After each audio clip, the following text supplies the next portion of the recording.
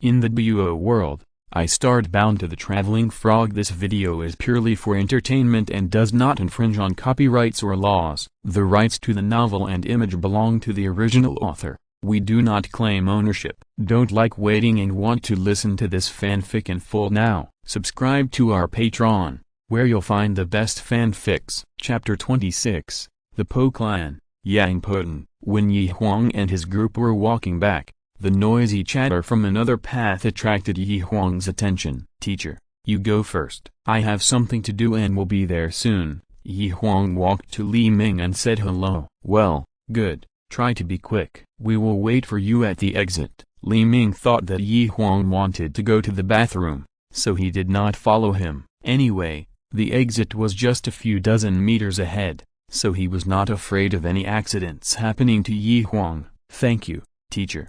I will be there in a while." After saying that, Huang directly crossed a bush and turned into another road leading to the exit. On this path, Huang saw a man in his 30s and a group of children walking towards the exit. These children were about the same age as Huang. Most of them were about 6 or 7 years old, and the oldest one was no more than 10 years old. These 7 or 8 children were carrying prey caught in the soul-hunting forest. While chewing the dry food in their hands, they collectively denounced a boy with nothing in his hands, a thin body, a yellow face, and a firm look. It was because Yang Poten, the unlucky star, didn't block the exit properly that the 500-year-old white fox escaped. All our efforts were in vain. That's right, that's right. This silver soul coin was paid in vain. If I had known, I wouldn't have brought this unlucky star with me this time. The voices of the boys were getting louder and louder, and the words they said were getting more and more unpleasant. The thin boy named Yang Poten, who had been following the team without saying anything back, couldn't bear it anymore. "I'm not an unlucky star. I've tried my best, but that white fox is too powerful. With my own strength, I can't defend against it at all." The thin boy named Yang Poten loudly refuted the boys who slandered him. "You can't defend against it because you don't have the ability. You, Yang Poten, are just like your dead grandfather Yang Huang. Both are traitors." "Shut up. My grandfather is not a traitor." When the thin boy Yang Poten heard this, he was immediately furious and went up to the guy who slandered him and wrestled with him. Seeing the two fighting, the children nearby not only did not pull the two fighting people apart, but stood by and shouted, "Hit him! Kill this traitor!" Some of the over-the-top guys took the opportunity to secretly kick Yang Poten a few times. Regarding the fight between the two children, the leader in his 30s who was leading the team in front just looked back and then walked forward slowly without any reaction. This kind of scene happened more than once or twice. He was used to it. The fight continued. Although Yang Poten was thin, his fierceness in fighting was not comparable to that of other children. It didn't take long for him to gain the upper hand and pressed the child who slandered him tightly under his body. His fists fell on the child who slandered him like raindrops. Seeing that Yang Poten had the upper hand so quickly, the leader frowned, and a trace of disgust inadvertently appeared in his eyes. He turned around, grabbed Yang Poten who was on top, and swung him hard, throwing Yang Poten out like an insignificant object. Yang Poten maliciously bullied his fellow tribesmen, and as punishment, he will not be able to eat at night. He scolded me first. "Why do you punish me and not him? I don't accept it." Without bothering to shake off the dirt on his body, Yang Poten stood up and retorted directly. The leader's words made Yang Poten feel unconvinced. Although he had not eaten for 2 meals today, he still showed no signs of giving in. "Oh, you don't accept it? What don't you accept?" The leader's eyes flashed with a hint of coldness, and he walked over and lifted Yang Poten's thin body again. "I just don't accept it. I don't accept it at all." Facing the leader with a murderous face, Yang Poten had no intention of giving in. "If you don't accept it, then I will beat you up today to accept it." The leader swung his arm, and the thin Yang Poten was thrown out again. "Do you accept it?" "No, I just don't accept it." Yang Poten was thrown out again, and was picked up by the leader again and again, but he still stubbornly insisted on his position. Okay, since you're so undisciplined, I will send you to hell today and let your dead parents discipline you." The leader revealed a strong murderous aura. He raised the thin Yang Poten with both hands and smashed him against an uneven boulder not far away. Seeing that Yang Poten was about to be thrown to death on this big rock, the leader and the children behind him showed happy expressions on their faces. But they were too happy too early. What happened next made them no longer laugh. The tragic death of Yang Poten that they expected did not happen. At the critical moment, a figure cushioned the thin back of Yang Poten and supported his body when Yang Poten was about to hit the big rock. The one who dragged Yang Poten was none other than Huang, who passed by here. Yang Poten, who was already disheartened, looked at Huang, who saved his life, his face full of confusion. He didn't understand why this guy in front of him, who was about the same age as him, wanted to save him. Which sect are you from? Huang put Yang Poten down, his face showing excitement, and he couldn't wait to ask. I am a disciple of the Poi clan. Although he didn't understand why Huang saved him, Yang Poten didn't hide anything when he heard Huang's question. What is your relationship with Yang Wushwang? Yang Wushwang is my grandfather. My parents told me that my grandfather is not a traitor. He just wants the members of the Poi clan to have a better life. But Yang Wudi doesn't agree with Grandpa's approach, so he has been telling the clan members that my grandfather is a traitor. Fearing that Huang might misunderstand something, Yang Poten hurriedly added another sentence. Well, your grandfather is not a bad person, he is a great hero. Huang's words made Yang Poten's face rarely show a pale smile. Yeah, my parents also say that Grandpa is a great hero. Seeing that Huang agreed with his point of view, Yang Wushwang smiled even more. Are you willing to come with me to find your grandfather? You know my grandfather? Yang Poten asked excitedly when he heard Huang's words. I know him. That's great, take me to find him quickly. Aren't you afraid that I am lying to you? No, you even saved my life. What else should I be afraid of? Okay, I'll take you to see your grandfather now. Huang stood up, took Yang Poten's hand and walked out. At this moment, the team leader who had been silent next to him jumped out and blocked Huang's way. Chapter 27, Breaking It with One Punch. Friend, I am Yang Gang, the leader of the Po Yi clan. This child is from my clan, and you can't take him away. Yang Gang didn't speak because he didn't know Huang's background. He didn't dare to stop him until he was sure that there were no helpers from Huang around. Oh, you also know that he is from your clan. Is this how the Po Yi clan treats its own people? Huang's voice was full of sarcasm. This is my Po Yi clan's family affair. It seems that you have no right to interfere. Yang Gang was obviously very dissatisfied with Huang's words. Oh, then tell me, what should I do to take him away? Although Huang said it easily, anyone who has been with him for a long time will know that Huang is most dangerous at this time. It's very simple. Give me money, as long as you give me a gold soul. No, as long as you give me 5 silver soul coins, you can take him away. Yang Gang directly stretched out 5 fingers and said with a flattering face. Fearing that the price he offered was too high and Huang would not agree, Yang Gang quickly changed his words and cut the price in half. Haha, Huang laughed again. Yang Gang thought that Huang thought his offer was too high, so he lowered the price. 4 silver soul coins, just give me 4 silver soul coins, and you can take him away. Friend, how much do you think this guy is worth? Or, 2 silver soul coins will do, no less. Seeing that Huang still didn't respond, Yang Gang lowered the price again and again. He had already made up his mind that he would get rid of Yang Poten, the scourge, today. Anyway, the entire Po Yi clan didn't like Yang Poten, and no one would pay attention to him even if he was gone. Even if Huang didn't buy it, he would sell Yang Poten to those slave traders after leaving the soul hunting forest. Although those slave traders lowered the price very low, at least they could make back the silver soul coin that Yang Poten spent today to enter the soul hunting forest. Get out. I won't give you a penny. Huang didn't expect this guy to be so crazy that he wanted to sell Yang Poten so openly. This is his clan member. Yang Gang was stunned for a moment. He didn't expect Huang to turn hostile so easily. Boy, you're looking for death. I'll discipline you on behalf of your parents today. After confirming that there were no helpers from Huang around, Yang Gang tore off his hypocritical face and showed his ferocious fangs. Yang Gang, who was angry and embarrassed, summoned his martial spirit directly, and a dark iron spear instantly appeared in his right hand. 2 soul rings, one white and one yellow, surrounded his body, constantly hovering up and down. "Benefactor, you go first, I'll stop him." Fearing that Huang would suffer, Yang Poten also summoned his martial spirit, the soul-breaking spear, and blocked in front of Huang. Seeing Yang Poten's performance, Huang was also very surprised. He didn't expect that Yang Poten had obtained the first soul ring at such a young age.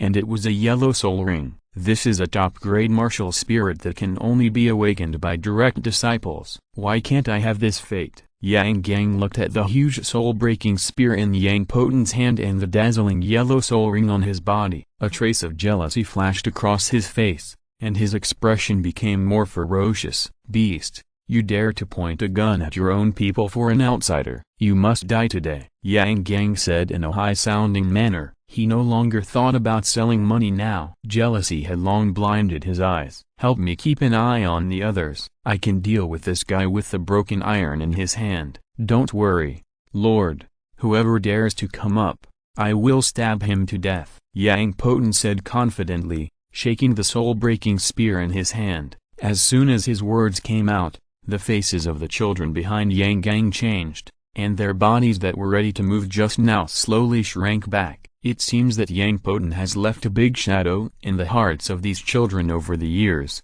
and they were scared out of their wits with just one sentence. Yang Gang saw that Huang did not take him seriously, did not even summon his martial spirit, and even had the time to brag to Yang Poten, and his heart was even more furious. He took advantage of the gap between Huang and Yang Poten's conversation to launch a sneak attack on Huang. The distance between the two was very close, and Yang Gang poked the iron spear in his hand forward, almost reaching Huang. Despicable! Huang pushed Yang Poten away, leaned back, and avoided the sneak attack of the iron spear. His right foot immediately kicked at the gun body. Ding! A crisp sound came from the contact point between Huang's toes and the iron spear. Since obtaining the immortal body, Huang's blood has become many times more vigorous than before, and his strength has also increased a lot. Yang Gang felt a huge force coming from the gun, and his tiger's mouth was instantly cracked, and blood stained his palm red. The iron spear in his hand almost slipped out of his hand. "With your mediocre kung fu, you dare to point fingers at me. Who gave you the courage, Fish Liang?" Huang's eyes were full of disdain. "Boy, give me your life." Yang Gang's first attack failed, so he directly activated his second soul skill, vowing to kill Huang with his gun. His second soul skill adds strength, which can instantly double his strength after being used. In his opinion, Huang had already exerted all his strength just now, and as long as he used his second soul skill, he could easily crush him. This shot was obviously much faster than before, and there was even a slight tearing sound in the air. When the tip of the gun pierced in front of Huang did not dodge at all. He clenched his right fist and slammed into the tip of the gun. Ding! An even crisper sound rang out. After one blow, Yang Gang's body retreated at a very fast speed, and his feet rubbed out 2 fine grooves about an inch deep on the ground. "Is this all your strength? I am really disappointed," Huang sneered. "You have already sneak attacked me twice, and now it's my turn to attack. Take my punch." Huang kicked the ground with both feet, his body soared into the sky, and his small fist hammered towards Yang Gang, who was several meters away, with a loud sound of breaking through the air. Yang Gang had already seen Huang's brute force, and did not dare to take it head-on. In a hurry,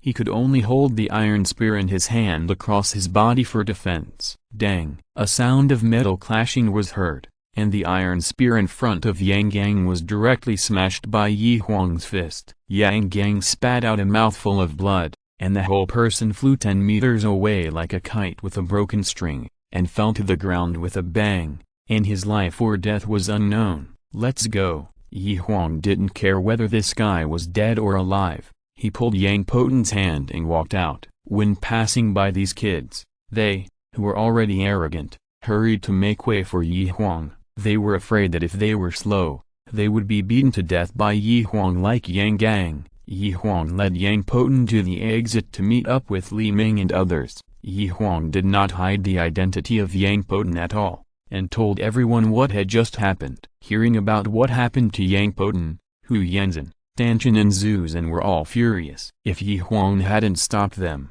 the three of them would have gone back to kill Yang Gang. Although Huang finally stopped the three people, he was looked down upon by the three people along the way. When they saw the scars all over Yang Poten's body, they blamed Huang for being too kind. If you're listening to this novel on a channel other than Fanfic World, it means they downloaded and uploaded it without effort. We cordially invite you to visit our channel, Mundo Fanfic Novelist. There you'll find the original version of this story and you can explore many other novels of various genres. We are waiting for you to immerse yourself in a world of incredible novels. Chapter 28 Fourth Sister-in-law Huliana. Along the way, Huang also learned about some of Yang Poten's family situations. Ever since Yang Wushwang joined the Spirit Hall, Yang Wudi has never stopped suppressing his grandfather's clan members. When Yang Poten was 3 years old, Yang Poten's parents were beaten to death when they went to argue with Yang Wudi because they could not stand Yang Wudi's unwarranted suppression. If it were not for the several elders in the clan who were on good terms with Yang Wushwang,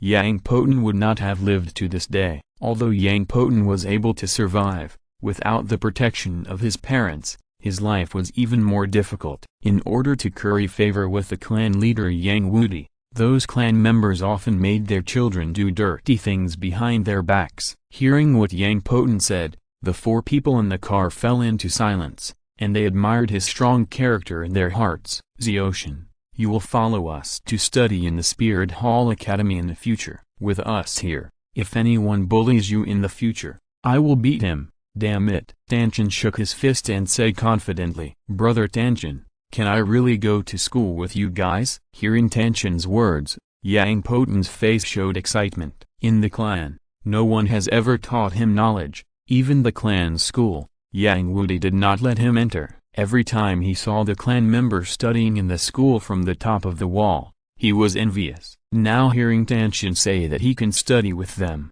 how could Yang Poten not be excited? Of course, no problem. This matter is left to me. Tanchen patted his chest and promised. Tanchen really had the confidence to say this, even though the Soul Master Academy had been open for more than a month. As the second Worshiper's treasured child, it would only take him a few minutes to get someone in. What's more, Yang Poten is not only the grandson of Yang Wushwang, his talent is also extremely evil. He is actually born with full soul power like Huang, and his age is more than 10 days younger than Huang. This guy will definitely be a great master in the future. The Wuhan Hall Academy is not as corrupt as the Tandu Royal Academy. Unless the head of the academy is crazy, he will not reject a genius like Yang Poten. Everyone is about the same age. The five people quickly got along well along the way, so good that they could wear the same pants. The five people are very self-disciplined children. After laughing and playing, they all practiced in the carriage. When the morning glow rose again, the carriage that Huang and the other five took also drove into the Wuhan city. Thank you, Teacher Li, for taking care of you along the way. If you need any help in the future, as long as it is not against the principal, my brothers will never refuse. The carriage stopped at the door of the dormitory. Everyone got off, and Huang said words of thanks to Li Ming. Haha, this is what I should do. You didn't rest well along the way, so I won't bother you. Smart people don't need too many words. As a Soul Emperor, Li Ming is willing to run errands just to make the road easier in the future. Huang's words just now have achieved his goal.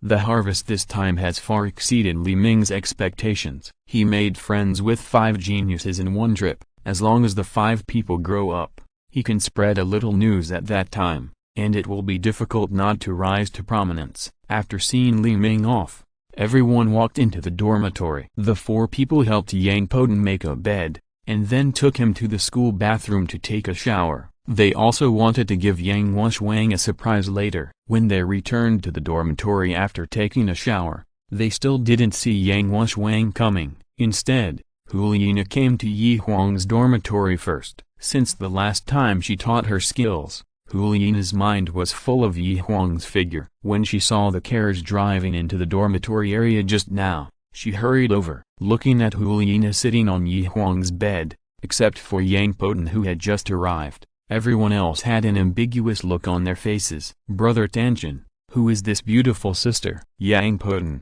who was walking at the end, asked Tang San beside him softly. "This is the child marriage arranged by your fourth brother's family," Tang San said in Yang Poten's ear with a smirk on his face. "Hello, senior sister." Everyone walked into the dormitory and greeted Hulina. "Senior sister, this is Yang Poten. We brought him back from Xingluo Empire." Tang San pulled Yang Poten beside him and introduced him to Hulina. "Hello, fourth sister-in-law. I am fourth brother's brother Yang Poten." After all, it was Yi Huang who saved him. Although he was not familiar with Hulina, when he heard that Hulina was Yi Huang's fiancée, he hurried forward to greet her. Haha. Hearing Yang Poten's greetings, everyone who had been standing aside to watch the excitement laughed. "You, don't shout nonsense." Although Hulina said that Yang Poten should not shout nonsense, she was actually very happy in her heart. "Aren't you fourth sister-in-law?" "But just now, Brother Tang San clearly told me that you are the child marriage arranged by fourth brother's parents." Yang Poten was obviously too naive. He didn't know what Hulina was thinking at all,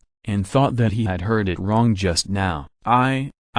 Hulina really didn't know how to answer Yang Poten's question. If you say yes, you can't save your face. If you say no, then even a blind person can see the reason why you hurried here. Ha ha ha. Seeing Hulina blushing and not knowing how to answer, everyone laughed again. "Old 5, you are still young. The water here is too deep. Some things will be understood when you grow up. Come on. Brother will take you to visit the school." Tang San patted Yang Poten's shoulder and made up an excuse. The three of them took Yang Poten, who was puzzled, out of the dormitory. Seeing that only Yi Huang and she were left in the dormitory, Hulina was greatly relieved. "Little senior sister, how did you know I was back?" Yi Huang sat next to Hulina, put his arm around her shoulders, and asked with a smile on his face. "I just saw a carriage leaving from the direction of your dormitory on the road, so I guessed that you were back." Hulina leaned her head on Yi Huang's shoulder and answered softly, "Who is that Yang Poten?" "Oh,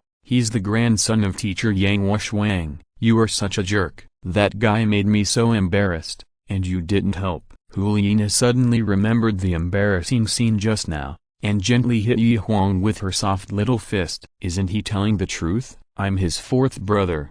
Don't you want to be his fourth sister-in-law?" Of course I want to, otherwise, why would I rush here, without outsiders?" Hulina relaxed a lot. "You are so anxious to be the fourth sister-in-law, but I didn't see you show any reaction after I came back." Yi Huang continued to tease Hulina. He liked to see Hulina's shy look the most. "Well, then what do you want?" Hulina's heart was pounding, and she felt that something happy was about to happen. Chapter 29 Recognition. Ahem. A cough sounded at an inopportune time, interrupting the sweetness of the two people. "Ouch!" Hulina exclaimed, like a frightened kitten, and hurriedly fled from Yi Huang's arms. "Hello, Teacher Yang. I have something to do, so I'll leave first." Seeing Yang Huang coming in, Hulina's face turned red instantly. She didn't even dare to raise her head. She greeted him and hurriedly fled from Yi Huang's dormitory. "Hello, teacher." Yi Huang stood up without changing his expression. He was not Hulina. He had lived 2 lives and his skin was not much thinner than a city wall. "Anyway, as long as you are not embarrassed, it will be others who are embarrassed." "Yi Huang, where are the others?" It was indeed an embarrassing thing to interrupt the good things of the younger generation, so Yang Huang quickly changed the subject. They went for a stroll in the school. "Well, it's true that we should take a break. Combining work and rest can improve the efficiency of cultivation." The fierceness of Yi Huang and others in cultivation made Yang Huang very worried, fearing that something would go wrong with their bodies. Now that he heard that they were out for a stroll, he was relieved. How was the harvest this time? What soul skills did Hu Yanzhen obtain? Since Hu Yanzhen was not in the dormitory, Yang Huang could only ask Yi Huang. Boss Hu Yan's soul skills came from the giant elephant, and the soul skills are also very powerful. Yi Huang carefully told Yang Huang about the process of their hunting. Finally, He told Yang Huang about the flaws of this mission that they summarized on the way. Well, it is very rare that you can achieve such tacit understanding in your first cooperation. Yang Huang was very satisfied with the cooperation of several people. Teacher, although Boss Hu Yan's soul skills are very powerful, I don't know why. When he used his soul skills, I felt a trace of pain from his martial soul, the golden diamond mammoth, and the duration of his soul skills is also very short. One soul skill almost consumes all the soul skills in his body. Huang also expressed his doubts. You also discovered it? Yang Huang didn't expect Huang to have such a meticulous mind at such a young age. Is there something wrong with Huang boss's spirit? Huang asked hurriedly. Although Huang Zan was always shouting and killing at a few people, he was always the first to stand up when others bullied them. Huang didn't want to lose such a good brother easily. There is indeed a problem with Huang Zan's spirit. What's the problem? His spirit is incomplete and has not yet fully awakened. What do you mean by not fully awakened, teacher? Can you explain it in more detail? Huang obviously didn't understand what Yang Huang meant. Diamond Mammoth is a powerful spirit. Just look at Huang Zan, the leader of the Elephant Armor sect. Huang Zan and I are both Soul Buo, but his powerful defense is inferior to that of Tidal Buo by 3 points. This gold diamond mammoth is the only emperor among diamond mammoths. It not only has powerful defense, but also powerful attack power. Since the gold diamond mammoth is so powerful, why did you say that Huang boss's spirit is incomplete? Yang Huang continued to explain Huang's doubts. Having a powerful martial soul doesn't necessarily mean it can be awakened. The stronger the martial soul, the higher the initial soul power required when awakening. Although Huang Zan's initial soul power is as high as level 8, which makes him a genius, it would be nothing if his martial soul was a diamond mammoth, but his martial soul mutated into a golden diamond mammoth. The initial soul power of level 8 can't support the complete awakening of such a powerful martial soul. That's why his martial soul, the golden diamond mammoth, doesn't have the majesty of an emperor, but more like a baby elephant that was born not long ago. The martial soul is not fully awakened. If Huang Zan wants his martial soul to exert the power of the golden diamond mammoth, he must pay double the soul power to gain the temporary power of the martial soul. Oh, that's how it is. Huang suddenly realized, to put it bluntly, Huang Zan's martial soul actually has the same problem as Huang's martial soul. Fortunately, Huang Zan's martial soul is much stronger than Huang's. At least he didn't awaken the dignified holy dragon of light into a piglet that can only fart like Huang. Knowing the flaws of Huang Zan's martial spirit, Huang was no longer worried. This problem was not an unsolvable problem for him. As long as he found Jugubo's medicine garden, all of this would be solved. It seems that the second and third master should step up their search for Jugubo's whereabouts. Huang was going to go home this weekend to ask Guan and Gui Mai whether they had found any trace of Jugubo. Huang, since they haven't come back yet, I won't wait for them. Remember to go to class on time tomorrow. Seeing that Tanchan and the others had been out for a while and hadn't come back yet, Yang Huang was also ready to go back. After all, he has another important thing to do. Teacher, don't leave yet. We have prepared a gift for you when you come back this time. Seeing Yang Huang get up to leave, Huang hurried forward and pressed him on the chair. You kids, the teacher doesn't need you to spend money to buy me gifts. Your hard work in cultivating to the titled Buo is the greatest gift to the teacher. Hearing Huang say that he had a gift for him, Yang Huang's heart was also warmed, but he did not stop preaching to Huang. Teacher, don't worry, we will all be titled Buo. You will definitely like our gift this time. While Huang was talking to Yang Huang, there were bursts of laughter outside. Brother Tanchan, you are so mean. The fruit is sour, but you told me it is sweet. Brother is telling you not to trust anyone easily. Tanchan's twisted logic is also a set of sets. It was obviously a joke, but it suddenly turned into a sermon to Yang Poten. When Tanchan and others found Yang Huang sitting in the dormitory, they pushed Yang Poten in front of him. Teacher, this is the gift we gave you. Although it was the first time Yang Huang saw Yang Poten, the blood connection in his bones made his heart churn. Child, you.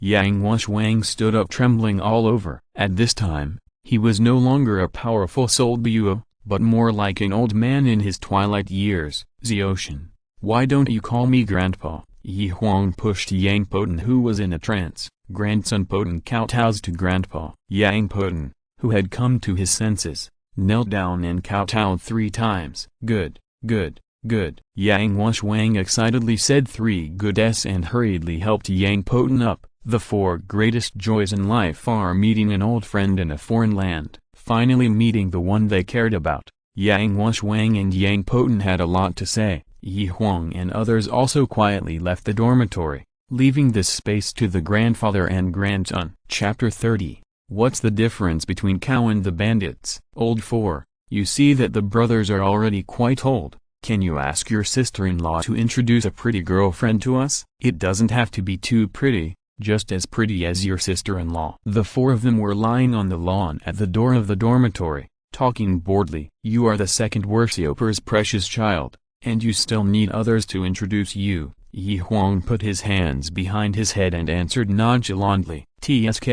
How disloyal, old 4. You are a full man who doesn't know the hunger of hungry men. You don't care about the lives of your brothers when you are full. It's not that I don't want to introduce you, but the beauties that my sister knows are too old and not suitable for you. Hearing Tang San's complaints, Huang hurriedly explained. I'm not afraid of age, I just like older ones. I find those immature ones boring. Tang San got up with a roll, revealing a wretched face. Oh my God, what's the difference between you and that cow thief? Huang raised his middle finger to Tang San with contempt. Although he didn't know what the cow thief that Huang mentioned was, Tang San could tell from his face that it was definitely not a good thing. Good boy, you dared to tease me. It seems that I should teach you a lesson today. Tang San held Huang down and called Hu Yanzhen and Zhu Zin, and the 4 of them played together. Come in, the 4 of you. Hearing Yang Wang's words, the 4 of them stopped playing,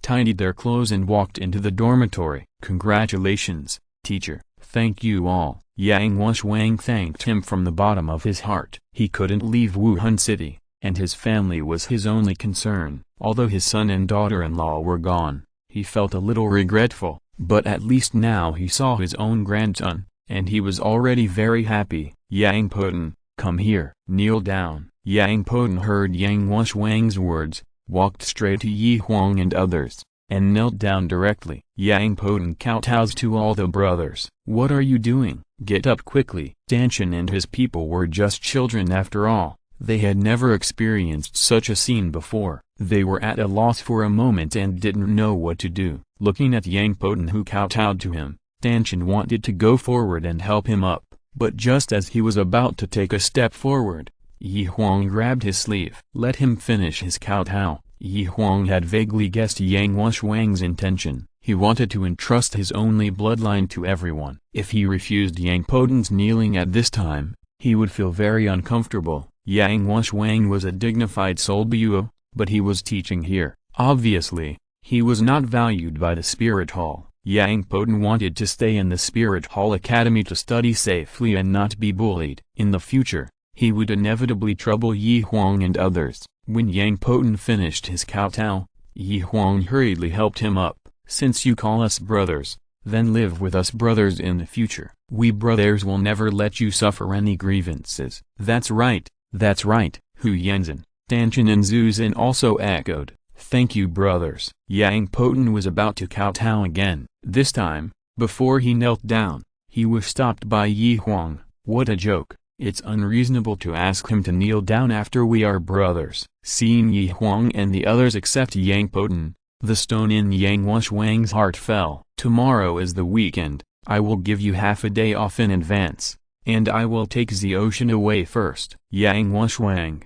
who has always been strict, gave everyone half a day off for the first time. Teacher, I want to learn to refine medicine from you. Do you think it's okay? When sending Yang Wang out, Huang whispered in his ear. Yang Wang's medicine refining skills are comparable to Yang Wudi, and Huang also wants to learn more so that it can come in handy when he goes to Jugubo's medicine garden. Although his master Yuguan was also familiar with the immortal grass, he didn't necessarily know as much as Yang Wang. Huang was also trying to give it a try. After all, Refining medicine was the secret of the Po Yi clan. He didn't dare to guarantee that Yang Wushwang would teach him to an outsider. You want to learn to refine medicine? Yang Wushwang didn't expect Yi Huang to learn to refine medicine from him. This was not an easy job. If you were not careful, your life would be in danger. Even the direct disciples of the Po Yi clan were not willing to learn. Yang Wushwang pondered for a moment and continued. Child,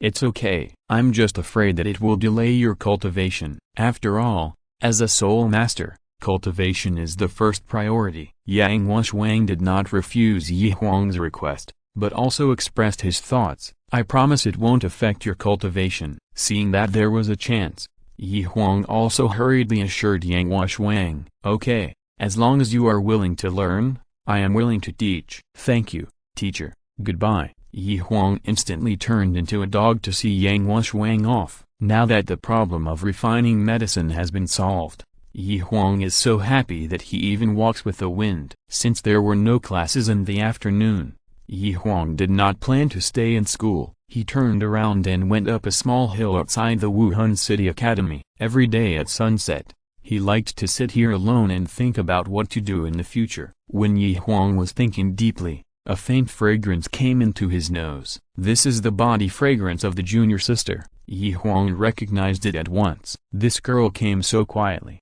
She must want to scare me. Humphrey, you still want to tease me? Let's see how I fight back. Yi Huang was in a playful mood. When Huliina quietly walked behind him, he suddenly stood up and made a face at Huliina. Oh, Huliina's attention was all on Yi Huang's back. She never thought that he would turn around suddenly. Panicked, Huliina slipped and her whole body leaned back involuntarily. Yi Huang, who was quick-eyed and quick-handed, took a quick step and directly hugged Huliina's waist, who was about to fall. You big bad guy, you only know how to scare me. Huliina, who was nestled in Yi Huang's arms, was dissatisfied and hit Yi Huang's chest with her gentle little fist. Without the presence of outsiders, in front of her beloved, Huliina also liberated her nature. I just saved you, but you didn't give yourself to me, and you said I was a bad guy. The world has really changed. Yi Huang pretended to be aggrieved. Humphrey, you are a bad guy, a big bad guy. These words were even more tempting when spoken by the naturally charming Huliina. Although Yi Huang's current physical age is not young,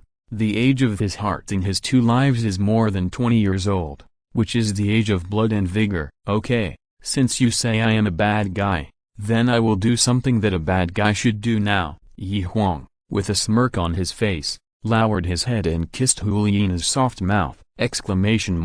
Huliina had never encountered such an attack before. A strange electric current instantly spread throughout her body, making her weak and flushed. Huliina responded to Yi Huang clumsily. After several breaths, the two reluctantly separated. They snuggled together, watching the sunset on the mountainside, talking about love, and Yi Huang felt that even if he was given a throne now, he would not change it. Chapter 31. Dealing with dandy garbage.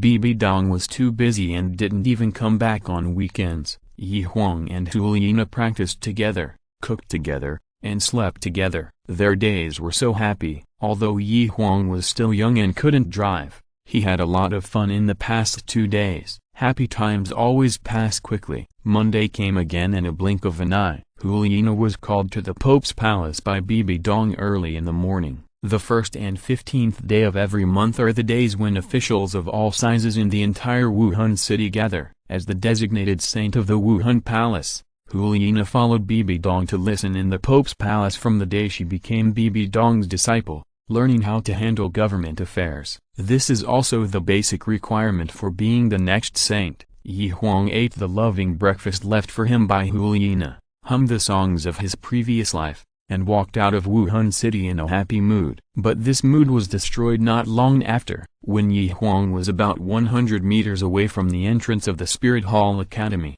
he saw two 11-12-year-old children and a 14-15-year-old boy on the roadside, constantly looking at the students passing by, as if they were looking for someone. Yi Huang took a look and didn't care, and continued to walk to the entrance of the academy. But when he walked next to the three people, he was stopped by the two 11-12-year-old children. Well, is there anything? Yi Huang looked at the two children who stopped him with a puzzled look on his face. "Hello, Yi Huang, I'm Chensheng, he's Wu Guang, we're both your classmates." The fat guy named Chensheng heard Yi Huang's words and introduced himself. "Classmate, it seems that you have recognized the wrong person. My classmates in class are only Hu Yanzhen, Tanjin, Zuzin and Yang Poden who just enrolled yesterday. Are you two new here today?" Yi Huang's series of words directly made the two people extremely embarrassed. Well, we are not new here, we are from Class T. "Oh, what do you have to say?" "We are both from Tanmen, this is the leader of Tanmen, Xpeng." The fat boy Chensheng heard Yi Huang's question, pointed to the 14-15-year-old boy next to him, and continued to introduce. "Tanmen," Yi Huang muttered in a low voice, and finally found useful information in a corner of his mind.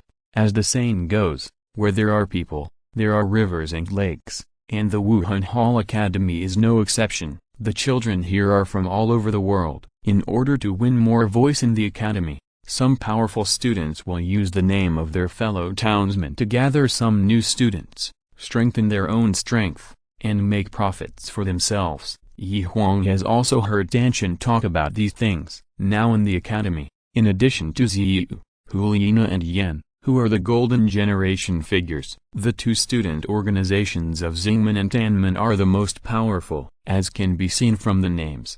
These two large student organizations are from the Tandu Empire and the Xingyuo Empire respectively. Danshan had suggested forming a small group to play with, but Yi Huang refused. He didn't like this kind of childish game. It was better to invite others to be his thugs than to be strong. As long as he was strong enough, he could beat anyone he wanted. "Oh," Yi Huang said a character perfunctorily, and was about to bypass the two and continue to walk to the school. This made Chensheng and Wu Guang stunned. Yi Huang's reaction was too bland. When other students from the Tandu Empire heard that they were from Tanmen, they all had expressions of admiration on their faces. But when it came to Yi Huang, it was different. "Hey, Yi Huang, don't leave yet." Chensheng and Wu Guang stopped Yi Huang again. They came with a mission, and it would be difficult to report to the task later if they let Yi Huang go. "Huh?" Yi Huang looked at the two with a hint of displeasure on their faces. "Why are you stopping me? If you have something to say,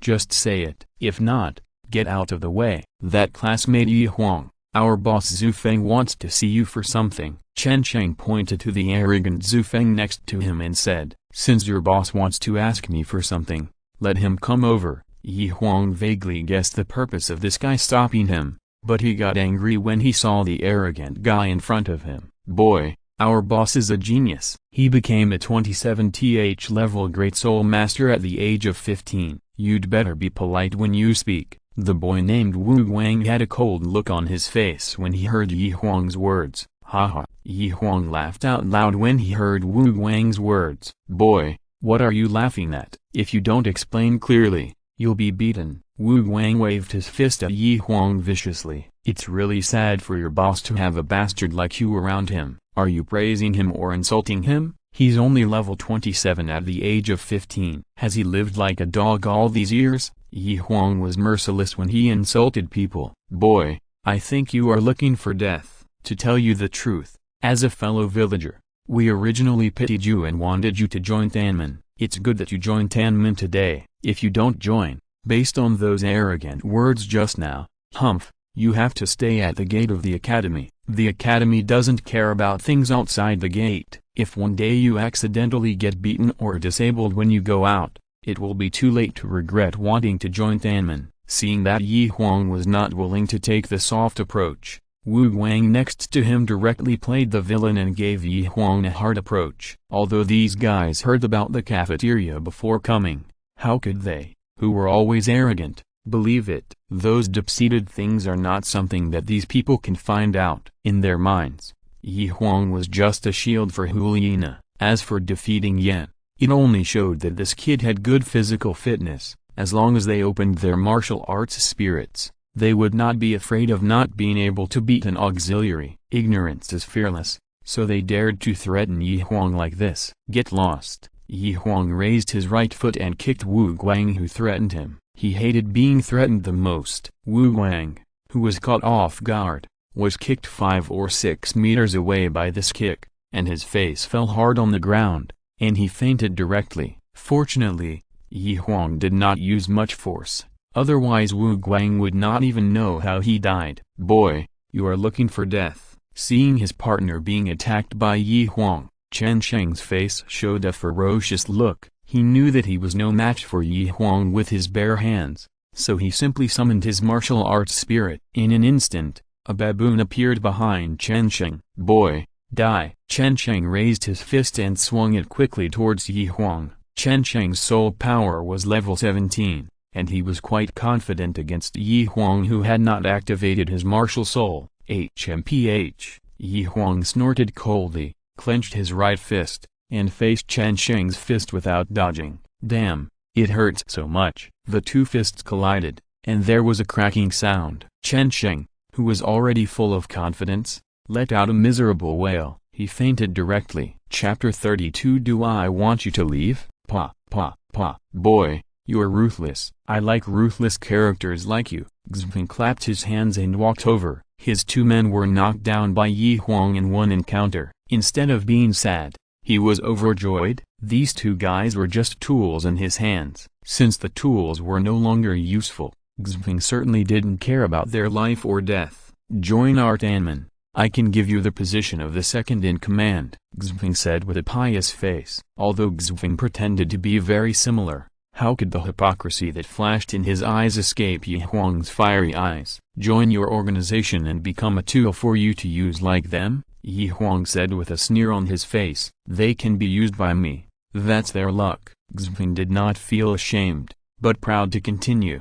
"Get to know me again. Maybe you will change your mind. My name is Xpeng, and I am the distant nephew of Prince Xuxing of the Tandu Empire. As the brother of Emperor Xuan of the Tandu Empire, my uncle is a great man who is second only to the emperor and above everyone else. My uncle is not only a prince, but also the lifesaver of His Majesty the titled Buo Jugubo. As long as you are willing to join Tanman, I can introduce you to my uncle when you graduate." With the relationship between my uncle and His Majesty the Poison Buo, it is not impossible for you to become his disciple. In order to get Huang as a thug, Xpeng also told Huang the news that he got from Prince Zhu by chance. The speaker is unintentional, but the listener is intentional. On the weekend, Huang also asked Guan indirectly if he had any news about Poison Buo Jugubo. In the blink of an eye, someone sent the information. Huang originally wanted to find a reason to let Guan take some people to the Sunset Forest to search for Jugubo, but when he looked at the map of the Sunset Forest, he immediately gave up the idea. Although the Sunset Forest is much smaller than the Starred Great Forest, its area is larger than the entire southern border of his previous life. Even if all the scouts of the entire Spirit Hall were spread out, it would take more than 10 years to complete the investigation. Huang originally thought that if he couldn't find Jugubo's trace, he would find someone to wait for Tang San, but he didn't expect to get the news from this guy in advance. "Are you sure that your uncle Prince Zhu knows His Majesty the Poison Buo? You are not bragging." "How is it possible? When I went home during the summer vacation, I saw my uncle call that old man Jugubo His Majesty." Seeing that Huang was so interested in Jugubo, in order to win Huang, Zhu Feng described the appearance of Jugubo to Huang in detail. "Well, very good.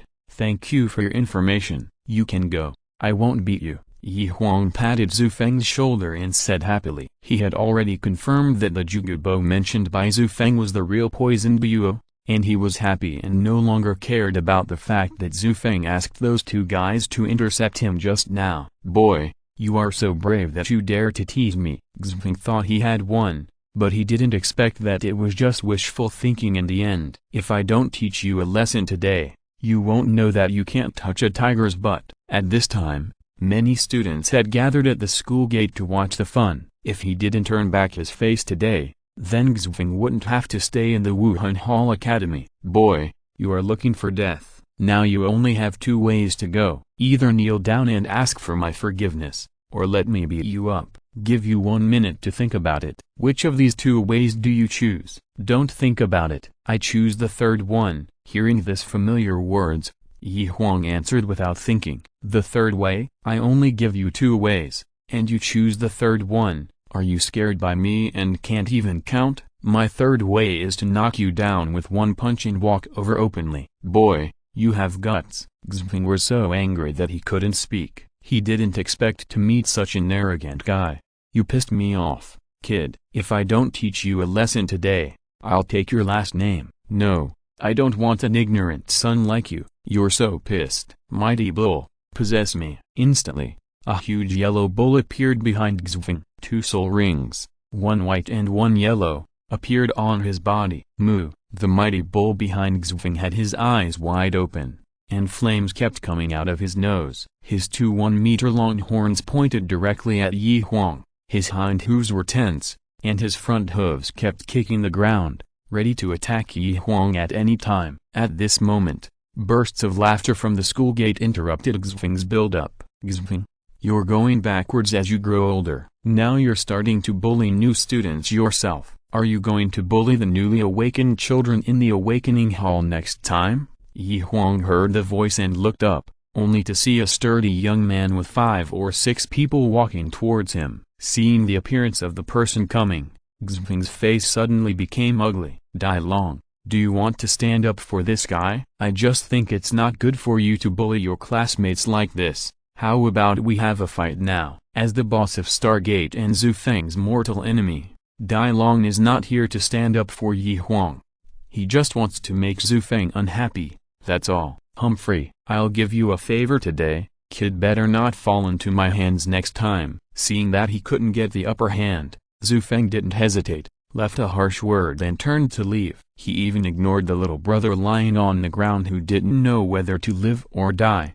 But as soon as Xufeng turned around, Huang's body blocked his way. Did I let you go? When the students who were watching the show around were regretful that there was no good show to watch, Huang's words made them very happy. Even Dailong, who was standing next to him, showed a trace of contempt on his face. Xufeng's martial spirit, the powerful bull, is very powerful. Even if he fights with Xufeng, he has to be careful. Huang looked down on Xufeng so openly, and then thinking about it the other way around, he also looked down on Dailong. Okay, even Dailong wouldn't dare to talk to me like that. Today I'll teach you a lesson even if I risk everything. Xufeng was so angry that he was fuming, possessed by the mighty bull, rage of the bull. He no longer cared about Dailong, who was watching him closely, and directly used his second soul skill to charge at Huang. Come on! Huang shouted in a low voice, spread his legs, lowered his waist, and his right fist met Xufeng's fist with a sound of breaking through the air. Bang! The 2 fists met, and a huge wave of air spread out in all directions. In the dust, Xufeng's body followed the footsteps of the 2 younger brothers like a kite with a broken string. Hula! There was an uproar at the scene, and everyone rubbed their eyes in disbelief. You still want to take me in as a younger brother? What are you thinking? Brains are good things, but unfortunately you don't have them. Huang sighed and walked towards the entrance of the academy as if nothing had happened. Chapter 33 Huang's bravery. Oops, I'm going to be late. Huang, who could arrive at school early, was delayed for some time because of this sudden episode. Today was teacher Yang Wang's class, and he didn't want to be deprived of the opportunity to learn alchemy because of being late in the morning. Thinking of this, he couldn't help but speed up his pace. He didn't even look at Dailong and his gang when he passed by. The students who were crowded at the school gate to watch the excitement instantly made way for Huang when he passed by. This is too arrogant. He didn't even take our Stargate seriously. Boss, why don't you summon the brothers to teach this kid an unforgettable lesson? When Huang walked into the academy, a little brother next to Dailong said indignantly, teach him a lesson. If you want to die,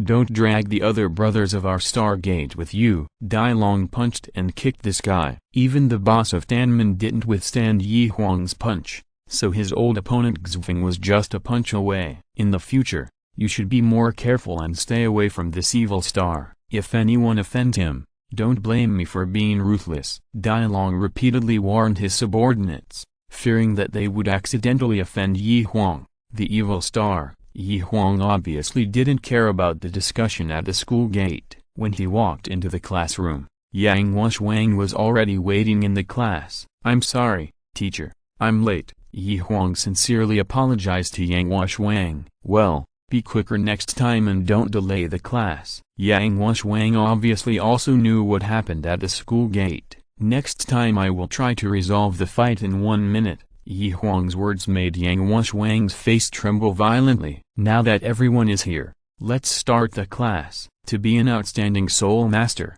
you need not only precise soul control but also strong combat skills. So today we will have a practical class. Huang, Tang San, Yang Poten, you three will form a team and fight Huang alone. You can use soul power, but you are not allowed to use soul skills." "Teacher, aren't you afraid that we will hurt Huang?" Although Tang San and the others knew that Huang's body was very strong, they thought they were not vegetarians. "I'm not afraid that you will hurt Huang, but I'm afraid that he will hurt you." Yang Huang's words completely aroused the competitive spirit of Tang San and the others. "Hee, Lao Si, we are beating you by order, don't cry later." Tang San and the other two looked at Huang with a smirk on their faces. "You should worry about yourselves." "Don't worry, I will definitely give you a beautiful childhood this time." Looking at Tang San and the other two, Huang also made a harsh remark. "The momentum cannot be lost at this time. Begin." As soon as Yang Huang finished speaking,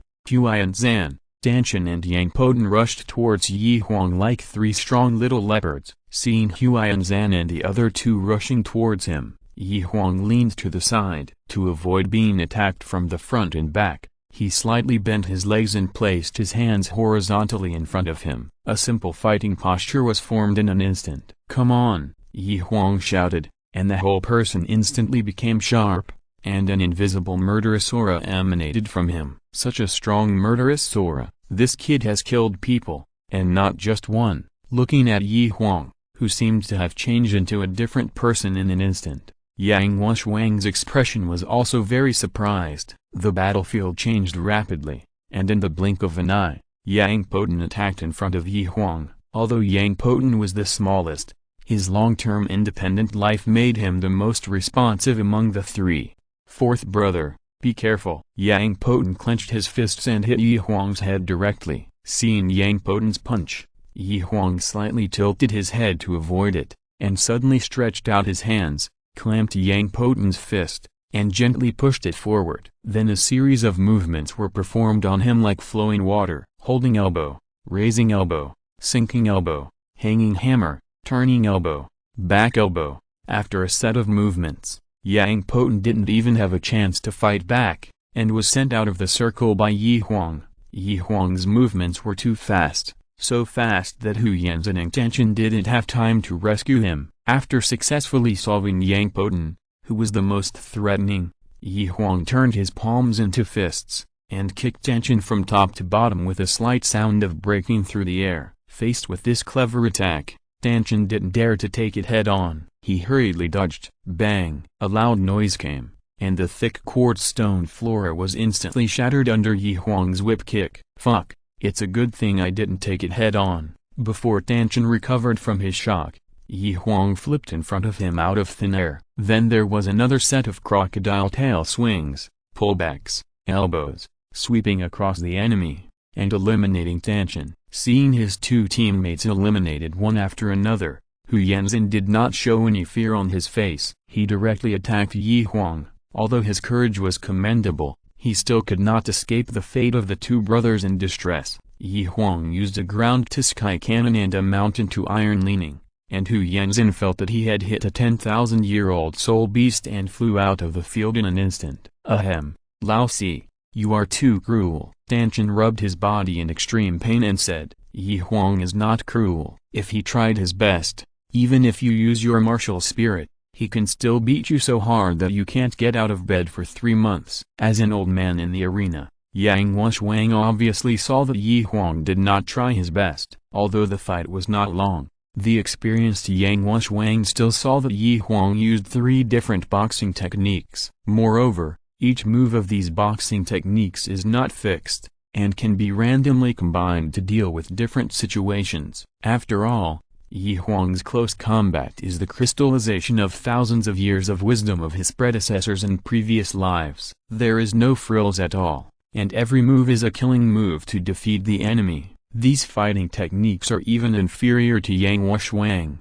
Yi Huang, your fighting skills are far better than mine. Teacher wants to ask if you can teach this boxing to a few of them. Hearing Yang Wushwang's request, everyone present looked at Yi Huang with expectation. Of course, as long as the brothers are willing to learn, I will never be stingy. They often stay with Yi Huang. Even if they don't teach him, they can figure out some of the tricks with their intelligence. Instead of letting them spend time exploring and delaying their practice, it is better to tell them directly. Oh, great! When several people heard that Yi Huang agreed to teach them, they all shouted excitedly. The words of flattery followed one after another.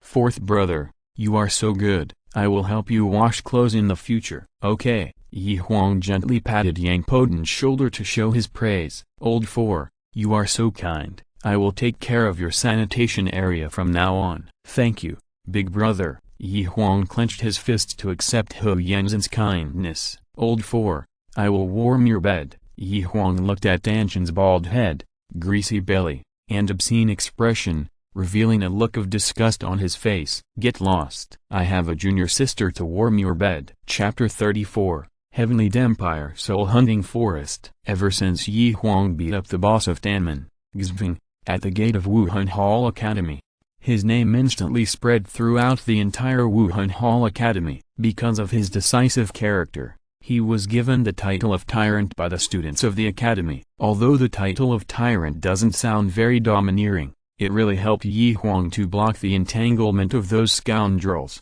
Yi Huang's life also fell into peace for a while. Every morning when others were learning martial arts, he could also take a long time to learn medicine with Yang Wushwang, and practice soul power in the mimic environment in the afternoon. On weekends, he took the disguised Huliana everywhere, and those days were so happy. Time flies, and a year has passed in a blink of an eye. Yi Huang's training speed has once again refreshed the cognition of many students in the A class of Wuhan Hall Academy. In just 1 year, Yi Huang's soul power has been raised from level 13 when he entered the school to level 20. Even Bibi Dong, who has always been steady, had to sigh at Yi Huang's evil talent. Yuguan and Gaimai even put down their work and rushed back to Wuhan City to help Yi Huang choose a soul beast as his second soul skill. After several hours of analysis, Bibi Dong, Yuguan and Gaimai all agreed that the swamp tentacle monster was the best choice. This swamp tentacle monster is a specialty of the soul hunting forest of the Tandu Empire. Among all the forests explored in the Duo continent,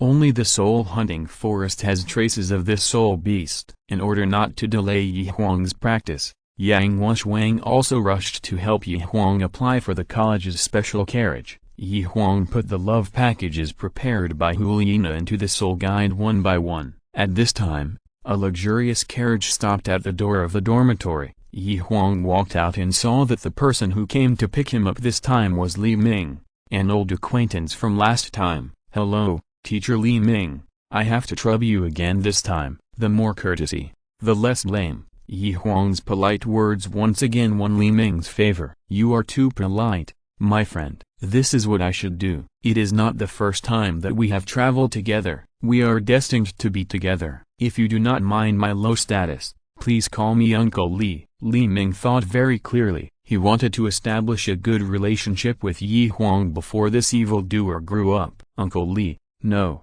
I am sorry to trouble you along the way. As a family, you should not be so polite. Huang, sit down. Let's set off now. Li Ming was very happy when he heard Yi Huang call him uncle. Uncle Li, after leaving Wuhan City, please stop at the foot of the mountain in front. I am worried about your elder and I have to go with you. Okay. It's a good opportunity for me to communicate with your elders along the way. Hearing Li Ming's words, Yi Huang smiled knowingly, as if he thought of something funny. The carriage slowly approached the place Yi Huang said. Li Ming saw a man in golden clothes sitting under a big tree from a distance. When Li Ming saw the man's true face, he quickly stopped the carriage and got off to salute. Greetings to His Majesty Juduo. I wonder what His Majesty wants to do here. Can I help you? Before Yu Guan could speak, Yi Huang, who had poked his head out of the carriage, shouted to Yu Guan, "Second master, get in the car quickly, I'll be there soon." Hearing Yi Huang's call, Zhu Duo's cold face was instantly filled with smiles. "Second master, this." Li Ming never dreamed that Yi Huang's master would be Yu Guan, the famous elder of the spirit hall. "Elder Yu, please get in the car." Li Ming lifted the curtain in front of the carriage and said to Yu Guan respectfully. Yu Guan made a light and stepped into the carriage. Seeing Yu Guan sitting next to Yi Huang, Li Ming quickly lowered the curtain and let out a big sigh. The words he said in the previous conversation about getting closer to Yi Huang's elders had long been forgotten. What a joke! What common language can two unequal people have? Yi Huang also saw Li Ming's discomfort, but there was nothing he could do about it. After all, the two people were people of different levels. If Yi Huang got too close, it would only make Li Ming more anxious and uneasy. From Wuhan City to Dandu Empire, Yi Huang followed Yu Guan once and lost his curiosity. Yi Huang suddenly thought of Zhugubo's whereabouts. "Second master, I found clues about Zhugubo." Yu Guan was not surprised to hear Yi Huang mention Zhugubo. When the few of them were together in private, Yu Guan also intentionally or unintentionally talked to Yi Huang about some things in the Elder Hall. He also mentioned to Yi Huang that the Wuhan Hall wanted to recruit Zhugubo. After all, Zhugubo was a character who was both good and evil, and being bound by rules was also a guarantee for the safety of others. "Oh, where is that old poisoner?" I heard from a distant nephew of Prince Zhu that he saw his uncle with Zhugubo. Although Yi Huang knew that Zhugubo was in the Sun and Moon Forest, he didn't know how to explain it to Yu Guan, so he could only ask him to start from this aspect. "Well, this is good news. In order to find the whereabouts of this old guy, the Spirit Hall has wasted a lot of manpower and material resources. When we pass by the Tandu Empire this time, we will go to the Spirit Hall of the Tandu Empire and ask them to keep a close eye on Zhu Xing's whereabouts." After solving the problem of Zhugubo, Yi Huang also put down a big thing. He was bored and talked about immortal herbs with Zhu Duo in the carriage. Although Yu Guan didn't know how to refine medicine, he knew more about the legendary immortal herbs in Luo continent than Yang Shuang. Through Yu Guan's guidance, Yi Huang also learned a lot of knowledge about immortal herbs along the way. After more than half a month of driving, the carriage that Yi Huang was riding finally arrived at the soul hunting forest of the Principality of Barok. From a distance, the entrance of the soul hunting forest was bustling with people. The shouts of various small vendors were one after another, selling a set of 100-year-old galloping donkey kidneys, donkey whips, and donkey treasures. "I guarantee that after you eat them, you will be a man who can have sex 7 times a night. Just dug out the 1,000-year-old ginseng, absolutely fresh, sold with soil." Looking at the hustle and bustle outside, Yi Huang seemed to have returned to the food stalls of his previous life. "Alas, if I had known it was so lovely here, I should have brought my junior sister here. She must like it here." Half a month after leaving, Yi Huang missed Toulin a little. Yi Huang secretly decided in his heart that when he was strong enough, he would definitely bring Huliina here to experience the fireworks of the world. The carriage slowly drove to the entrance of the soul hunting forest. The soul masters on both sides looked at the Wuhan Hall logo on the carriage with reverence. For these awakened soul masters from poor families, it was the Spirit Hall that gave them the opportunity to soar to the sky, and it was also the subsidies from the Spirit Hall that allowed them to pursue their dreams without hesitation. If you are listening to this novel on a channel other than Fanfic World, it means they downloaded and uploaded it without effort. We cordially invite you to visit our channel, Mundo Fanfic Novelist. There you'll find the original version of this story and you can explore many other novels of various genres. We are waiting for you to immerse yourself in a world of incredible novels. Chapter 35 Hunting the Tentacle Monster. Yu Guan took Yi Huang out of the car, showed his elder token to the guard at the entrance of the soul hunting forest, and walked into the soul hunting forest under the respectful gaze of many soul masters. Li Ming was arranged to stay at the exit to wait for Yu Guan and Yi Huang to return.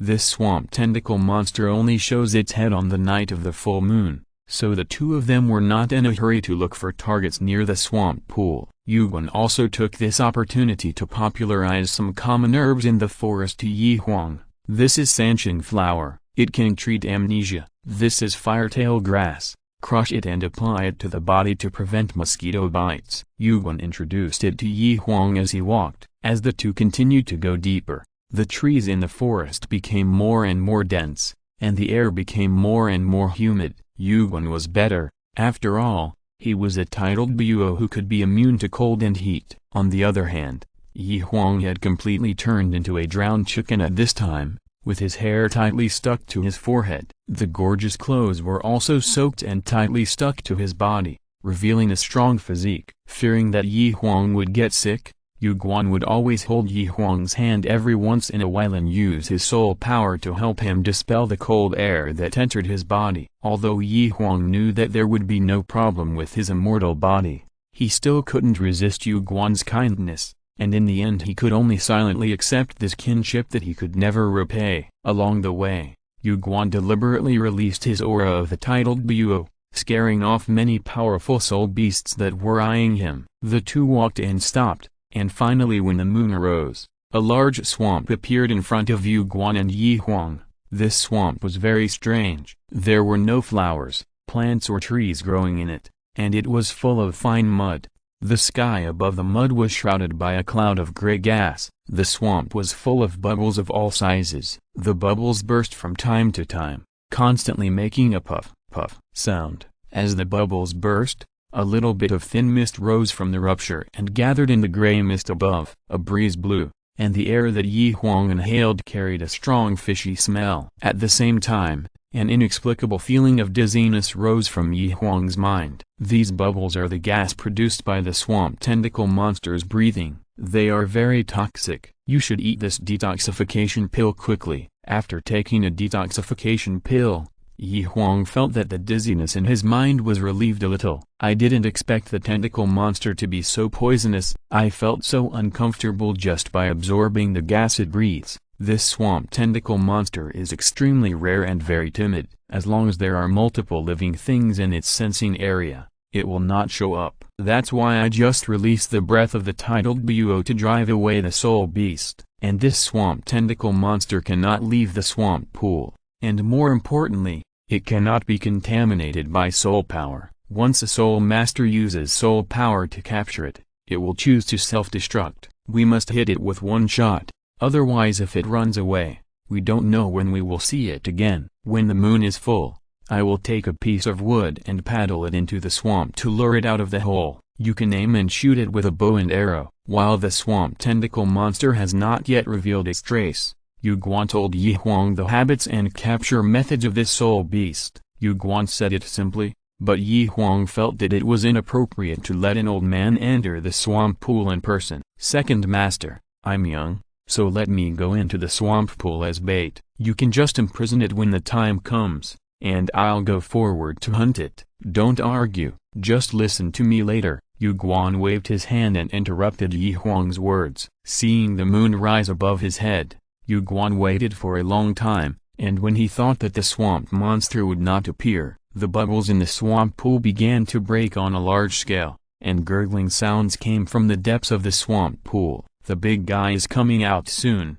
I'm going. If you want me to suffer less, just aim. Without waiting for Huang to say anything, Huang took a piece of wood that he had prepared in advance, put his hands on the wood, and slowly walked into the swamp pool. Huang could not use soul power to protect his body. In order to prevent Huang from worrying and stopping him from going down, he even concealed the fact that the mud in the swamp pool had a strong corrosive force. The moment Huang stepped down from the swamp pool, his clothes melted instantly. He was now relying entirely on his tyrannical title Buo's body to hold on. How many people in Buo continent can use their physical bodies to fight for a soul skill? Puff. A huge mud fountain gushed out. After a while, a swamp tentacle monster as big as a giant squid slowly emerged from the swamp pool from the mud fountain. This swamp tentacle monster had a huge eye on its bald head, and its body was covered with 10-meter-long purple-black tentacles. There were rows of suction cups of different sizes on these purple-black tentacles, which were so dense that people's scalps tingled. With the help of its tentacles, This swamp tentacle monster quickly swam in the swamp pool. The whole body stretched and retracted and swam far away. The long tentacles swept across the unknown fruit trees on the shore, and the fruit trees that were already deep-rooted and lush were instantly uprooted and pulled into the swamp pool. In order to attract the attention of the swamp tentacle monster, Huang raised his hands high in the swamp pool and kept slapping the mud surface, making a lot of noise, pretending to accidentally fall into the swamp pool. This trick really worked and immediately attracted the attention of the swamp tentacle monster. It put down the unknown fruit in its hand and swam towards the position where Huang was struggling. In order to make it more realistic, Huang pretended to be panicked and struggled towards the shore. Soul beasts are soul beasts after all. Although they have high intelligence, how can they escape from Huang's palm? Hiss! A terrifying hissing sound came from its mouth. Swish! Several thick tentacles rolled directly towards Huang. Although he is a titled Buo,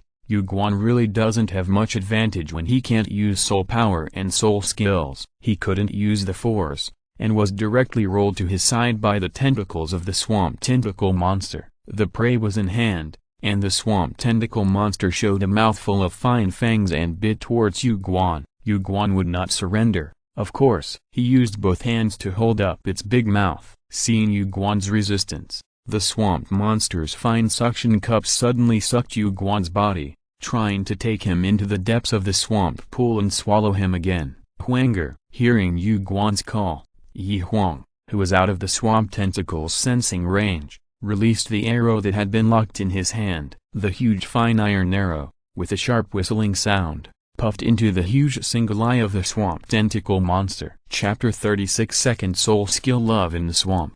Huang held the mouth of the swamp tentacle monster tightly with both hands until it stopped moving. Then he released his hands, used his soul power, and jumped out of the swamp pool. When Huang jumped out of the swamp pool, his embarrassed image was seen by Huang. With Huang's resolute character, he did not shed a tear even when the enemies in his previous life besieged him. He did not shed a tear when the bullet passed through his chest, but when he saw the layer of blisters floating on Huang's body, he could no longer hold back his tears. He could not imagine how painful it was for Huang to stay in the mud that could corrode his title Buo physique. But for his own sake, he did not say a word, and did not even frown. Second Master, silly child, why are you crying? You are my Huang's disciple. As long as the Master can give, there will be no hesitation. Silly child, stop crying. Do you want the Master's hard work to go to waste? Go and absorb this spirit ring. Huang wiped away the tears from the corners of Huang's eyes and said gently, this spirit beast is 2,000 years old. Can you bear it? Although he knew that Huang was fine,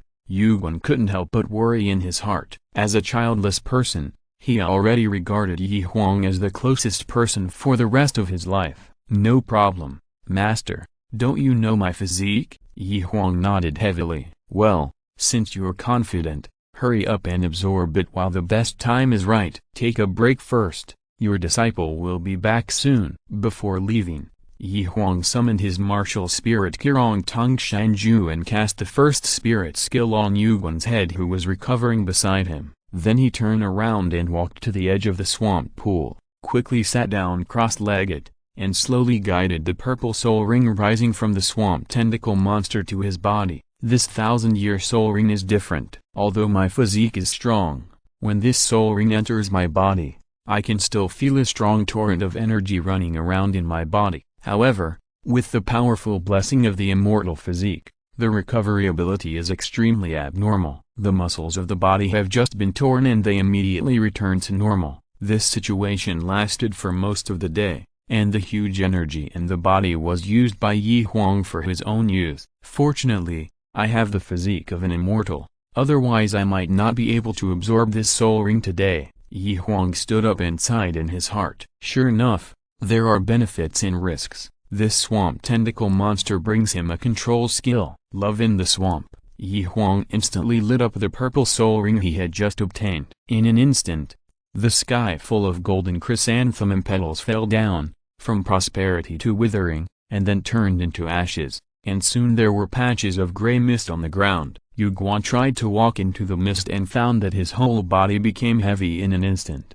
His movements were twice as slow as usual. The rising mist paralyzed his nerves and slowed down his reaction in his mind. This soul skill is good. With your strong physique, anyone who gets involved with this soul skill will only get beaten. It's worth the effort of my old bones. Yu Guan showed a satisfied smile on his face. Master, are you feeling better? Huang looked at Yu Guan worriedly. It's been a long time since I got better. Do you think Master's title of Buo is for nothing? In order to prove that he was indeed recovered, Yu Guan rolled up his sleeves for Huang to see for himself. The recovery effect of this Girong Tong Shanju is also very strong. All the corrosion scars on Yu Guan's body disappeared, as if what happened just now had not happened. It's good that you've recovered. It's good that you've recovered. Master, let's go back. Since the mission was completed, Huang was unwilling to stay in this humid environment. Help! Just as they were about to leave, Yu Guan and Huang heard a series of cries for help not far away. Master, I seem to have heard a cry for help. Master heard it too. Let's go over and take a look. It's not easy for a soul master to practice. We'll help if we can. Yu Guan and Huang followed the sound and saw a girl wearing a purple puffy skirt, liquid socks, a layer of purple gauze on her face, and short blue hair. She was holding a piece of dry tree in her hand and waving it at a poisonous snake not far from her. Perhaps it had lost its patience, and when the girl was not paying attention, the poisonous snake suddenly sprayed a cloud of green poisonous mist at the girl. The girl, who was not in a hurry to dodge, was directly attacked by the poisonous mist, and her body fell limply to the ground. Seeing the poisonous snake swimming towards the girl, Huang waved his hand, took out the big bow in the soul guide, put an arrow on it, and shot it out quickly. Swish, puff, ding. The 3-meter-long poisonous snake was instantly taken away by Huang's arrow and nailed to a tree not far away. Girl, are you okay? Huang lifted the purple veil on the girl's face, revealing a delicate face. At this time, Huang obviously had no intention of appreciating beauty. He gently opened the girl's cherry mouth and put a detoxification pill into her mouth. Ying, am I dead? The girl opened her eyes in confusion, looked at Huang in front of her, and made a beautiful but hollow sound. You are not dead. I saw that you were poisoned just now, so I lifted your veil and fed you a detoxification pill. Fortunately, we came in time, otherwise you might have become the lunch of that big snake. Hearing Huang lift her veil, the girl's originally calm eyes flashed a trace of panic. Hurry up and sit up and tidy up the purple veil on your face. Yi Lingling, thank you for your help. Yi Lingling? Hearing this name, Huang was also shocked. He didn't expect that the girl he accidentally helped was actually Yi Lingling, the only descendant of the nine-hearted begonia. Well,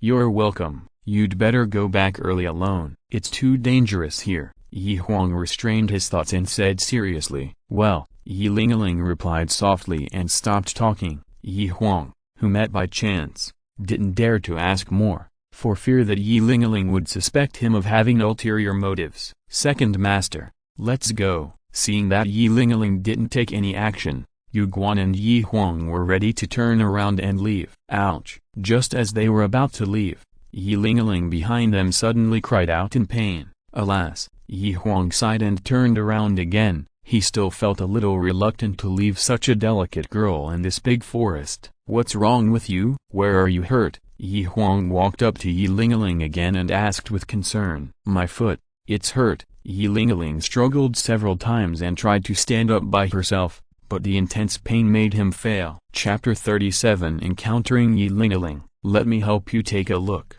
Before Yi Lingling could react, Huang lifted one of her feet and took off her shoes. Yi Lingling's feet were very white and beautiful, but the high swelling at the ankle destroyed this beauty. Don't move. Let me see if the bones are injured. Feeling Huang's hands on her feet, Yi Lingling's whole body stiffened, and her small and exquisite feet retreated habitually. Yi Lingling's reaction was understandable. From childhood to adulthood, no one except her parents had touched her feet, not to mention a strange and somewhat handsome boy. Don't move, or don't blame me if it's useless. Everyone has a love of beauty. Yi Lingling thought she was not bad looking, and she certainly didn't want to become a cripple for the rest of her life. After hearing Huang's words, She dared not move at all. There was no evil thought on Yi Huang's face. His serious expression made Yi Ling feel at ease, and her tense muscles gradually relaxed. "It's just a bone dislocation. I'll fix it for you. It's a little painful,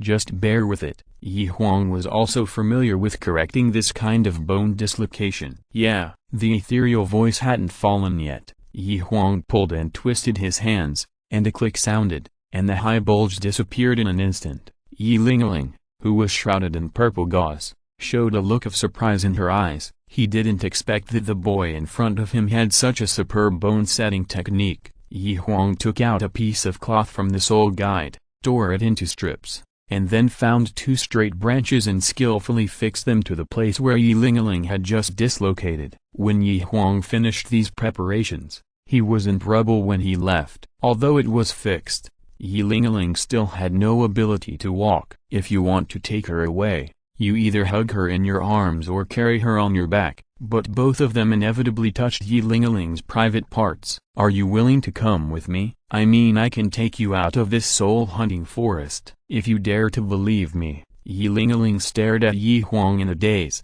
and after a moment of silence, she uttered 2 words. "Thank you, Master. How about the 2 of us make a stretcher to carry this girl?" "Stinky boy, your master is already in his 40s. How can he have so much strength? You should carry it yourself." Although Yi Huang was only 7 years old, Yu Guan was already planning to find a wife for him. As a boy, although Yu Guan knew that Huang liked his apprentice, he still wished that all the beautiful girls in the world were Yi Huang's wives. Of course, he would not go up to help at this time. Yu Guan's words made Yi Huang speechless. "You can take me across the entire soul-hunting forest without any problem, but now you are pretending to be weak. Then I don't care. You should find a way to deal with the problem yourself." Seeing that he couldn't shirk it, Yi Huang could only take it on himself. He slowly helped Yi Ling stand up, then he slowly squatted in front of her. "Get up, I'll carry you." Hearing Yi Huang's words,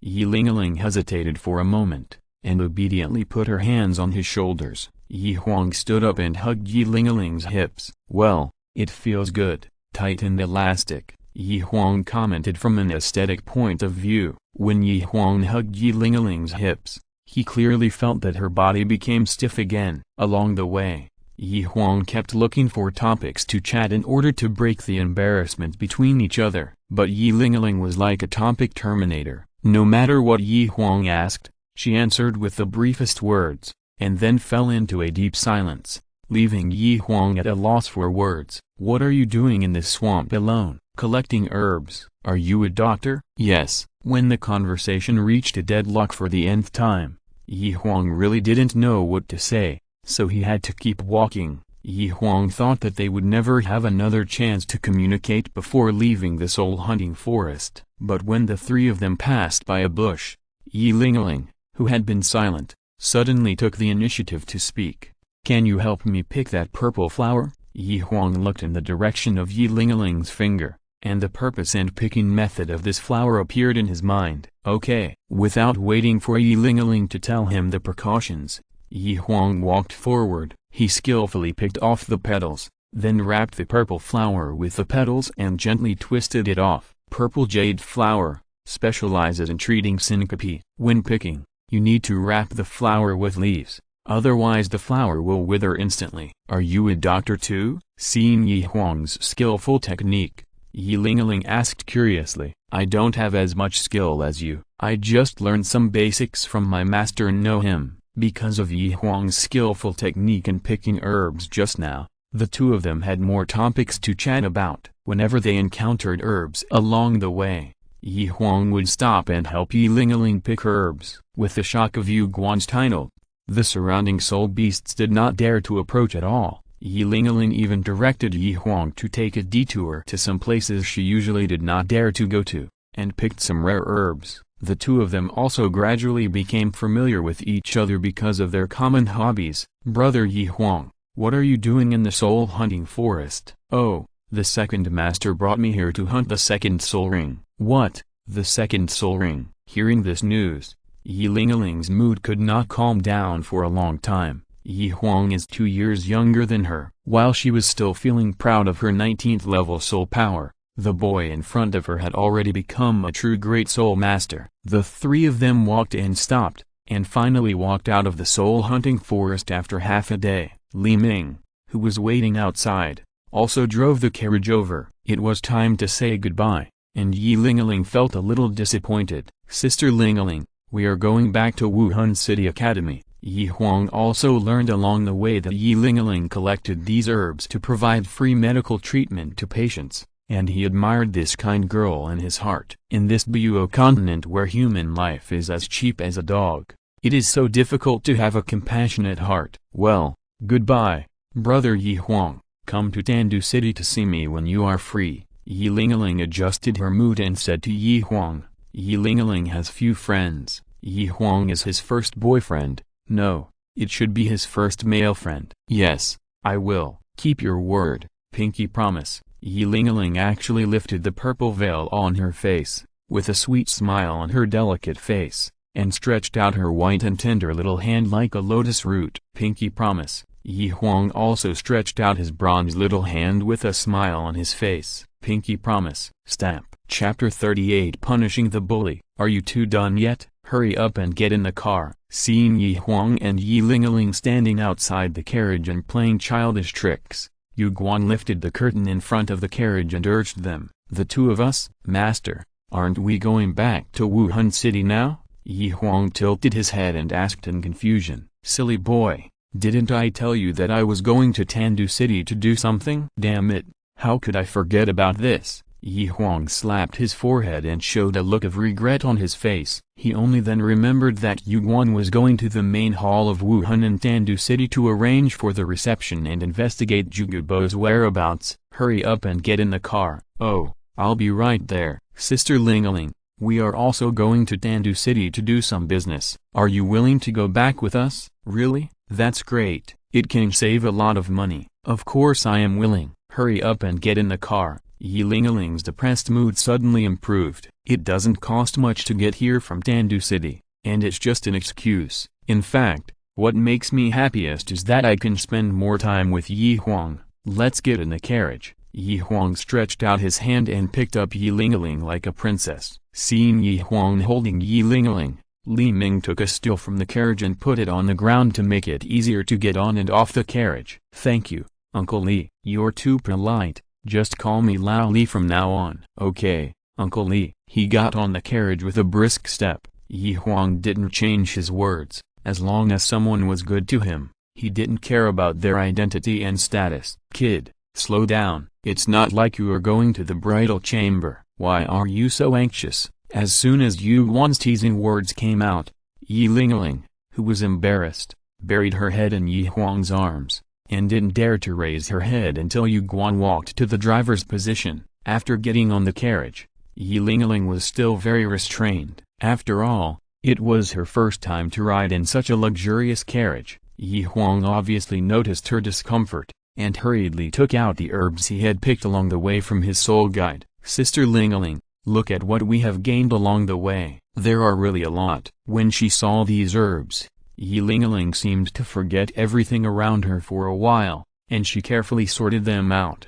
Yi Lingaling carefully sorted the herbs she had picked along the way, while Yi Huang sat in a corner of the carriage and practiced seriously. After all, he was still far from his goal of beating anyone he wanted, and he could not afford to relax at all. The carriage was moving quickly, and when the night fell and the sun rose, a huge city appeared in front of him. We had arrived at Tandu City. Yi Huang looked at the central city of the Tandu Empire through the curtains. The atmosphere of Tandu City was obviously different from that of Wuhan City. In Wuhan City, this time period was the best time for soul masters to practice, and soul masters meditating and practicing could be seen everywhere. However, the most lively places in Tandu City now are wine shops, restaurants, and Yongyuan. The carriage followed the route indicated by Yi Lingaling and arrived in front of a small clinic. This is where Yi Lingaling treats ordinary people for free. You stay here with Miss Yi for a few days. I will pick you up after I am done with my work.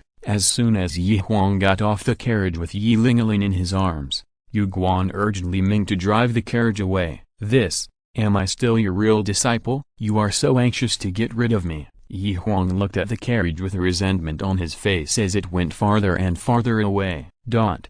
Brother Yi Huang, from your expression, you don't want to stay with me? Yi Ling looked at Yi Huang with a smile. How could I not want to be with a beauty like my sister? That's more like it. Yi Ling's face showed an expression of you know what's good for you. That charming glance made Yi Huang a little flustered. Hey, idiot, why don't you carry me in? Yi Ling's foot was much better, but she still urged Yi Huang to carry her into the house. As soon as Yi Huang walked to her side, she took the initiative to put her hands around Yi Huang's neck. Smelling this fresh body fragrance, Yi Huang was really a little distracted. If Hulina's body fragrance is a rose, fiery and unrestrained, then Yi Ling's body fragrance is an orchid, elegant and quiet. This clinic is very small, with a layout of one bedroom, one living room, one kitchen and one bathroom. Yi Huang gently put her on the chair for consultation. Yi Ling's injury was only her foot,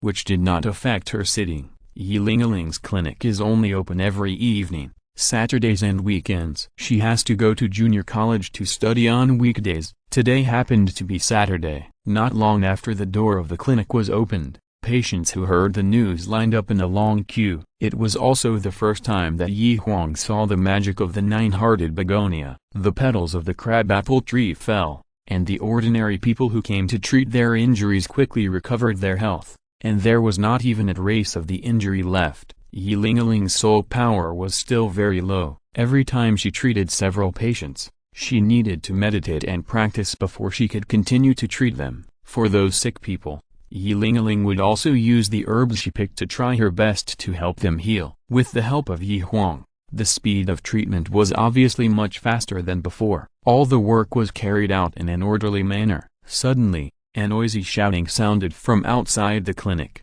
Get out! Get out! You are affecting my brother's medical treatment. I can't even sell you all to slave traders to compensate you. Along with this vicious shouting, two men carried a guy wrapped in bandages and walked into the clinic. Doctor, please treat my brother quickly. Sorry, please line up outside. Seeing the reckless behavior of the three people in front of him, Yi Ling couldn't help but frown again and again. Haha, you are so timid. Little girl, we work for His Royal Highness the Third Prince. We don't have the habit of queuing up to see a doctor anywhere. If you don't want to queue up, please go somewhere else to see a doctor. Yi Ling obviously didn't buy it. Okay, don't you want to queue up? I'll queue up. Seeing Yi Ling's firm attitude, the man with a pointed face and monkey cheeks directly summoned his martial spirit, looking at the ordinary people in line with vicious eyes. I, Tang San, want to treat my brothers. All of you get out. These civilians saw that the person who came was actually a soul master,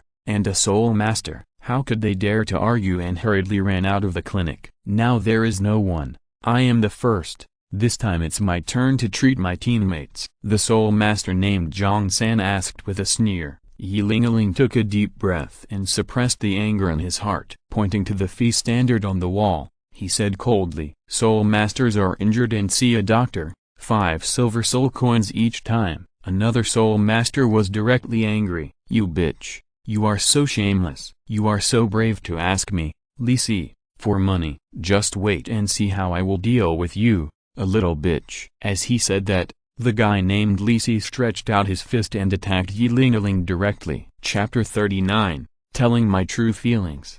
But as soon as he threw his fist, it was caught by Yi Huang, who was standing next to him. Lisi struggled hard, but he failed to break free. Yi Huang's hand locked his fist tightly like an iron lock, making him unable to move. Fuck you, kid, get out. Before he finished his dirty words, Yi Huang twisted his right hand hard, and with a crisp click sound, Lisi let out a wailing sound like a pig being slaughtered. Looking at Lisi, who was rolling on the ground holding his broken arm with bone fragments, Yi Huang's expression did not change at all. If you want to howl, go out and howl. Yi Huang exerted force on his feet, hooked, and kicked, and Tang San's body flew out of the door directly.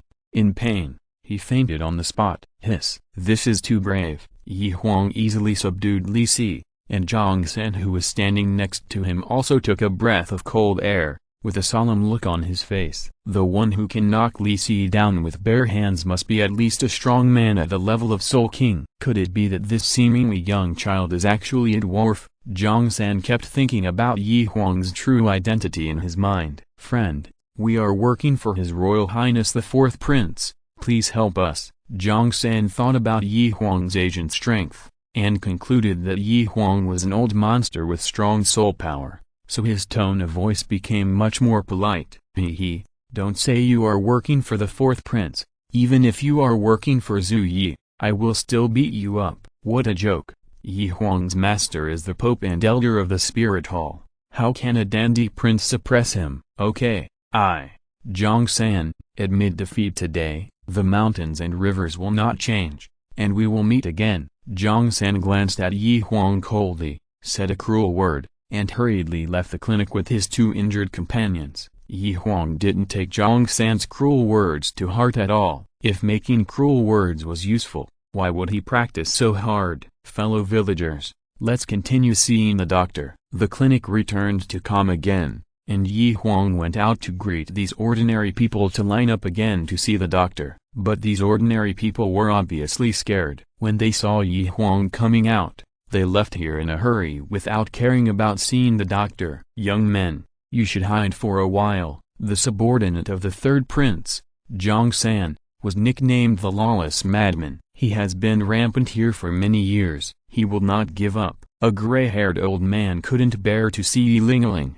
a kind girl, being retaliated. Before leaving, he pulled Huang aside and persuaded the two of them to pack up their things and go outside to avoid the limelight. Thank you for your kindness, old man. They dare not mess around. Alas, why are you so stubborn, kid? The old man shook his head regretfully and turned away. After such a commotion, in a blink of an eye, the already crowded clinic became deserted. Sister Ling, I'm sorry, it's because of me that you drove your guests away. Huang scratched his head and apologized embarrassedly. Brother Huang, what are you talking about? Even if you don't make a move, I won't give in. People who don't follow the rules are the most annoying. It's good that they left. I can take a break. Are you hungry? No one dares to come now. I'll go make you something to eat. After Ling comforted Huang, she remembered that the two of them hadn't eaten lunch yet. Ling usually didn't eat at noon,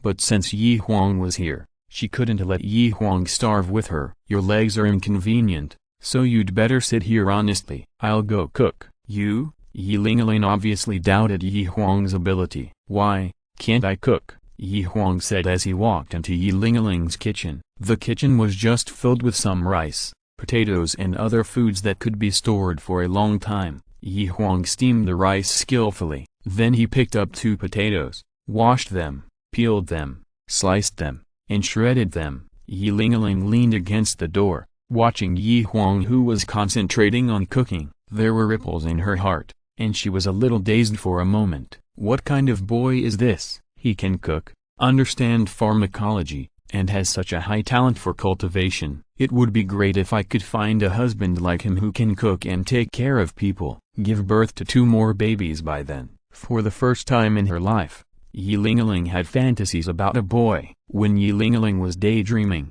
Huang came to the door with a plate. Alas, what are you thinking about? You are so absorbed. No, nothing. Ling came back to her senses, and a blush flashed across her face. I'll help you serve the rice. Afraid that Huang would see something, Ling dragged her sick leg to help. You are of no use to me. Just sit here and wait for dinner. Huang picked up Ling again and a princess hug and gently placed her on the chair next to the dining table. He turned and walked into the kitchen to serve the rice. After a while, a portion of hot and sour potato shreds and 2 portions of rice were placed on the table. Looking at the food on the table, Ling felt a little upset. No one had cooked for her for a long time. In order to hide her inner sadness, Ling hurriedly picked up the rice and lowered her head to eat. Huang's cooking skills are indeed very high. Even Ling, who has a small appetite, eats a lot more than usual. After dinner,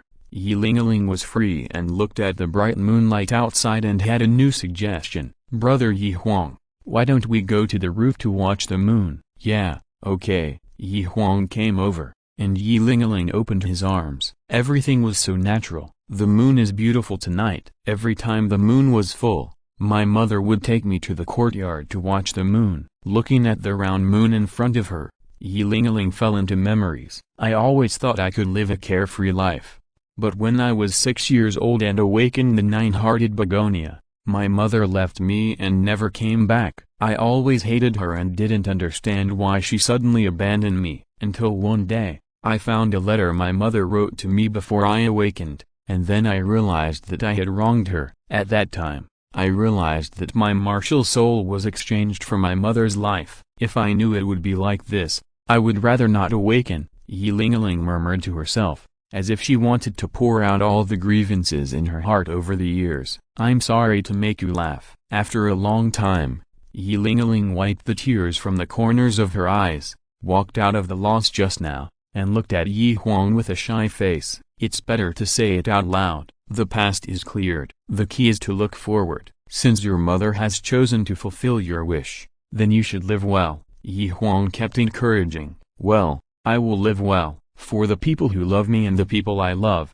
One day, I will find a way to lift the curse on my family. Chapter 40. Come up and sleep with me. It's getting late. Let's go back and rest. Tonight, Yi Ling-a-ling vented out the depression that she had buried in her heart, and she felt much more relaxed. Yi Huang carried Yi Ling-a-ling and slowly walked down the terrace. When Yi Huang carried Yi Ling-a-ling to the bedroom, he realized a problem. There was only one bedroom in Yi Ling-a-ling's clinic, and he seemed to have no place to sleep tonight. Looking at the small bed in front of him, which was not spacious, Yi Huang was instantly embarrassed. Yi Ling-a-ling obviously also realized this problem. It's okay, I'll go outside to find a hotel later, Yi Huang comforted himself. It's this time, the hotels outside have long been closed. How about you sleep on the bed tonight, and I'll sleep on the floor, Yi Ling-a-ling hurriedly suggested. That won't work. I'm strong, so I'd better sleep on the floor. Yi Huang couldn't do such a ridiculous thing as letting a girl sleep on the floor and sleeping on the bed himself. Well, this thick quilt is for you. Seeing Yi Huang's firm attitude, Yi Ling-a-ling stopped arguing. Blow out the lights and go to sleep. Silence returned to the small bedroom. The two could even hear each other's breathing. Fortunately, both of them were tired and fell asleep in a daze. It was late autumn and the weather was getting colder. Yi Ling-a-ling had originally prepared the quilt in this room for herself. Now she gave the thick quilt to Yi Huang and only covered herself with a thin blanket. The auxiliary soul master's body was weak, and the cold weather in the second half of the night directly woke Yi Ling-a-ling up. Brother Yi Huang, are you asleep? What's wrong, Sister Ling-a-ling? The ground was hard and cold, and Yi Huang was very sleepy. As soon as Yi Ling-a-ling spoke, he woke up.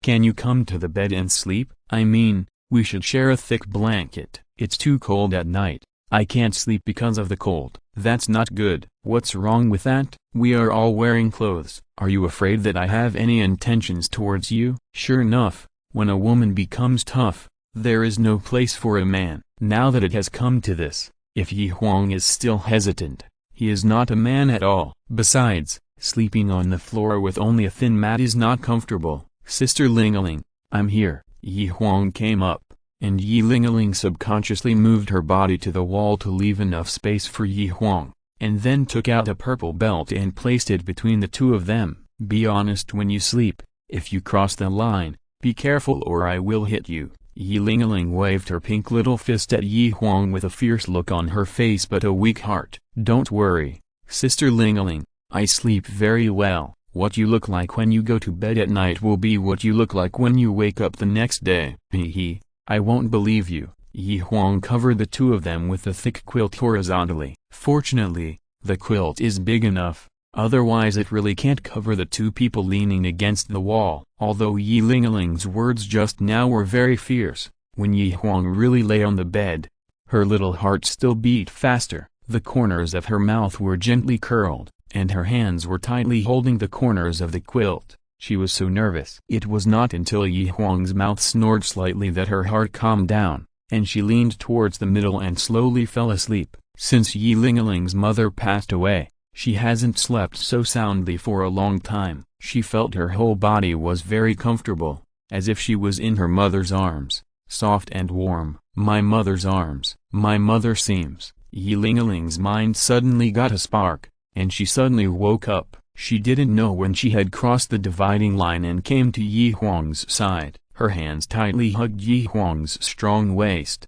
and her slender right leg was placed on Yi Huang's thigh. That's not all. What's more embarrassing is that she didn't know when her saliva left a clear mark on Yi Huang's clothes on his chest. Oh, it's so embarrassing. What should I do? What should I do? Yilingling's heart was very confused, as if she was hanging 15 buckets of water, up and down. When she went to bed yesterday, she was still afraid that Yi Huang would cross the line, and she threatened him solemnly, but when she woke up today, she found that she was the first to break the rules. Isn't this the thief crying stop thief? Yilingling plucked up her courage and raised her head carefully. She was ready to be ridiculed by Yi Huang. Hey, brother, Yi Huang is not awake yet. Seeing Yi Huang's eyes closed and breathing evenly, Yilingling showed a hint of joy on her face and breathed a sigh of relief. Fortunately, I woke up first. If brother Yi Huang woke up first, it would be so embarrassing.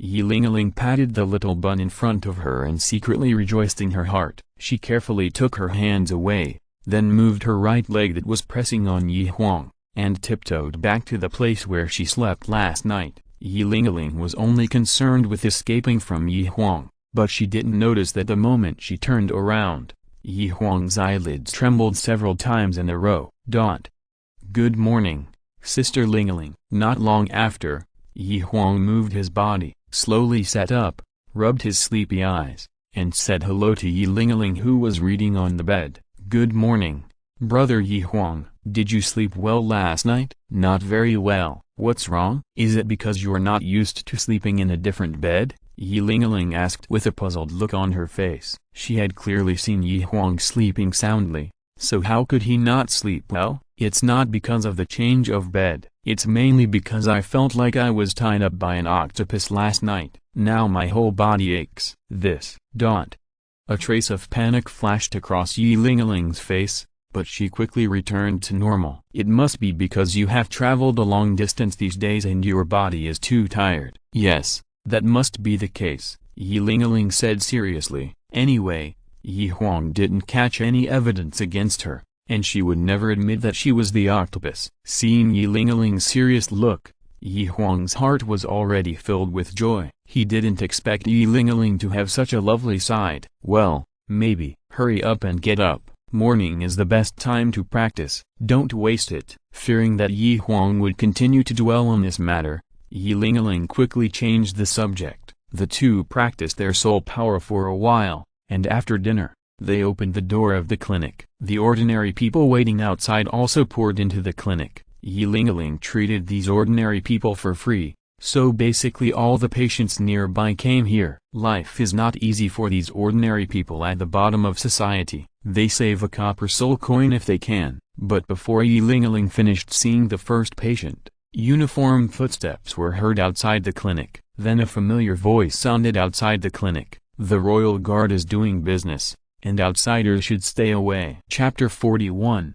Beat the avalanche. Hearing the shouts from outside, the patients in the clinic once again rushed out. After a while, the entrance of the clinic was surrounded by a team of guards wearing soft armor, holding long spears, and exuding a murderous intent. Judging from the clothes these people were wearing, they were not ordinary guards guarding the city. The wall of people opened a gap, and a guy wearing a jeweled headband, wearing bright yellow clothes, and with a face that looked hollowed out by alcohol and sex walked into the clinic under the guidance of Tang San. This person was the fourth prince of the Tandu Empire, Zhu Beng. Fourth prince. This guy injured Li Si. Tang San, who was following Zhu Beng, pointed at Yi Huang next to Yilingling and accused him. Oh, there is another beauty here. Zhu Beng just glanced at Yi Huang, and his eyes were attracted by Yilingling, who had a cold temperament. Your Highness, let's get down to business first. Tang San looked at Zhu Beng's blank eyes and secretly said in his heart, oh no. He knew what kind of person his master was. He was a pervert who couldn't even walk when he saw a beautiful woman. There were countless decent girls in Tandu City who had fallen victim to his evil hands. Put your business aside for now. I want to pick up a girl first. Huang waved his hand to interrupt Tang San's words, straightened his clothes with his hands, and put his hair back. He walked in front of Yi Lingling in a posture that he thought was the most handsome. Beauty, are you free tonight? Get lost. Yi Lingling uttered a word without even raising her head, bringing out the essence of a topic terminator to the extreme. PFFT, haha. Yi Huang couldn't hold it in anymore and laughed out loud. Huang, you're so weak now, and you're still trying to pick up girls like others. I think you should go to the soul-hunting forest and buy some kidneys from a sprinting donkey to replenish your body. Yi Huang's sharp words hit Huang's sore spot, and his face instantly turned red and white. Okay, you two are brave. One dares to hurt my men, and the other dares to defy the majesty of this prince. Come here. Arrest these two people for me. Tie up the man and send him to the death row. Tie up the woman and send her to my room. Huang was directly angered by what Yi Huang and Yi Lingling had just said, and took off his disguise to reveal his true face. Whoever dares to touch Sister Lingling, I will kill him. Yi Huang summoned his martial soul Qirong Tong Shanju, pulled Yi Lingling behind him, and his eyes revealed a cold light. Looking at the two soul rings, one yellow and one purple, hovering on Yi Huang's body, Huang's face changed instantly. Fuck, Zhang Laozhen, you dared to deceive me. This guy is obviously a great soul master. Huang opened his mouth and cursed Tang San. Master, this guy is really powerful. Look at his second soul ring. It's a purple soul ring that's over 1,000 years old. Tang San still believed in his own judgment. After all, if Yi Huang was an ordinary great soul master, it would be impossible for him to defeat Li Si, who was already a soul master, so easily. This kind of trick can only deceive an ignorant servant like you. How can it deceive me, the fourth prince of Tandu? Looking at the entire Douluo continent, even the youngest titled Douluo Tang Hao, his second soul ring is only yellow. How can this guy's broken chrysanthemum be compared with the Hashan hammer of the dignified Hashan Douluo? Huang obviously didn't believe that Yi Huang's second soul ring was 1,000 years old, and he believed in his heart that this was a trick. Your Highness, the fourth prince is teaching me that I am shallow-minded. Huang's idea was reasonable and well-founded, and Tang San had no reason to refute it. Boy, since we are all soul masters, let's solve the problem in the way of soul masters. Oh, how to solve it? Yi Huang looked at Huang like a monkey, to see what tricks he could play today. Let's fight. If you win, I will pretend nothing happened and walk away. What if you lose? If you lose, both of you will surrender and let me do whatever I want. Huang's eyes turned and he came up with a bad idea. You, a soul master, are so shameless to bully a great soul master. Yi Lingling heard Huang's words and said sarcastically, Brother Yi Huang, he is a soul master, you can't agree to it. Fearing that Yi Huang would fall into Huang's trap, Yi Lingling hurriedly reminded him, Sister Lingling, don't worry, you just watch the show from now on. Yi Huang patted Yi Lingling's little hand and walked out. Are you sure you want to challenge me? Yes, sure. Do you dare to agree? What's there to be afraid of? If we want to compete, let's go outside. Don't destroy the things in the clinic. Okay, kid, you have guts. Let's go outside. Today, I'll let you know what a real man is. Huang's face suddenly showed a big smile of conspiracy. The two walked out of the clinic one after the other. Boy, stay here. Don't try to escape. Huang asked the guards at the door to form a big circle as a fighting spirit arena. He directly summoned his martial spirit swan and attacked Yi Huang.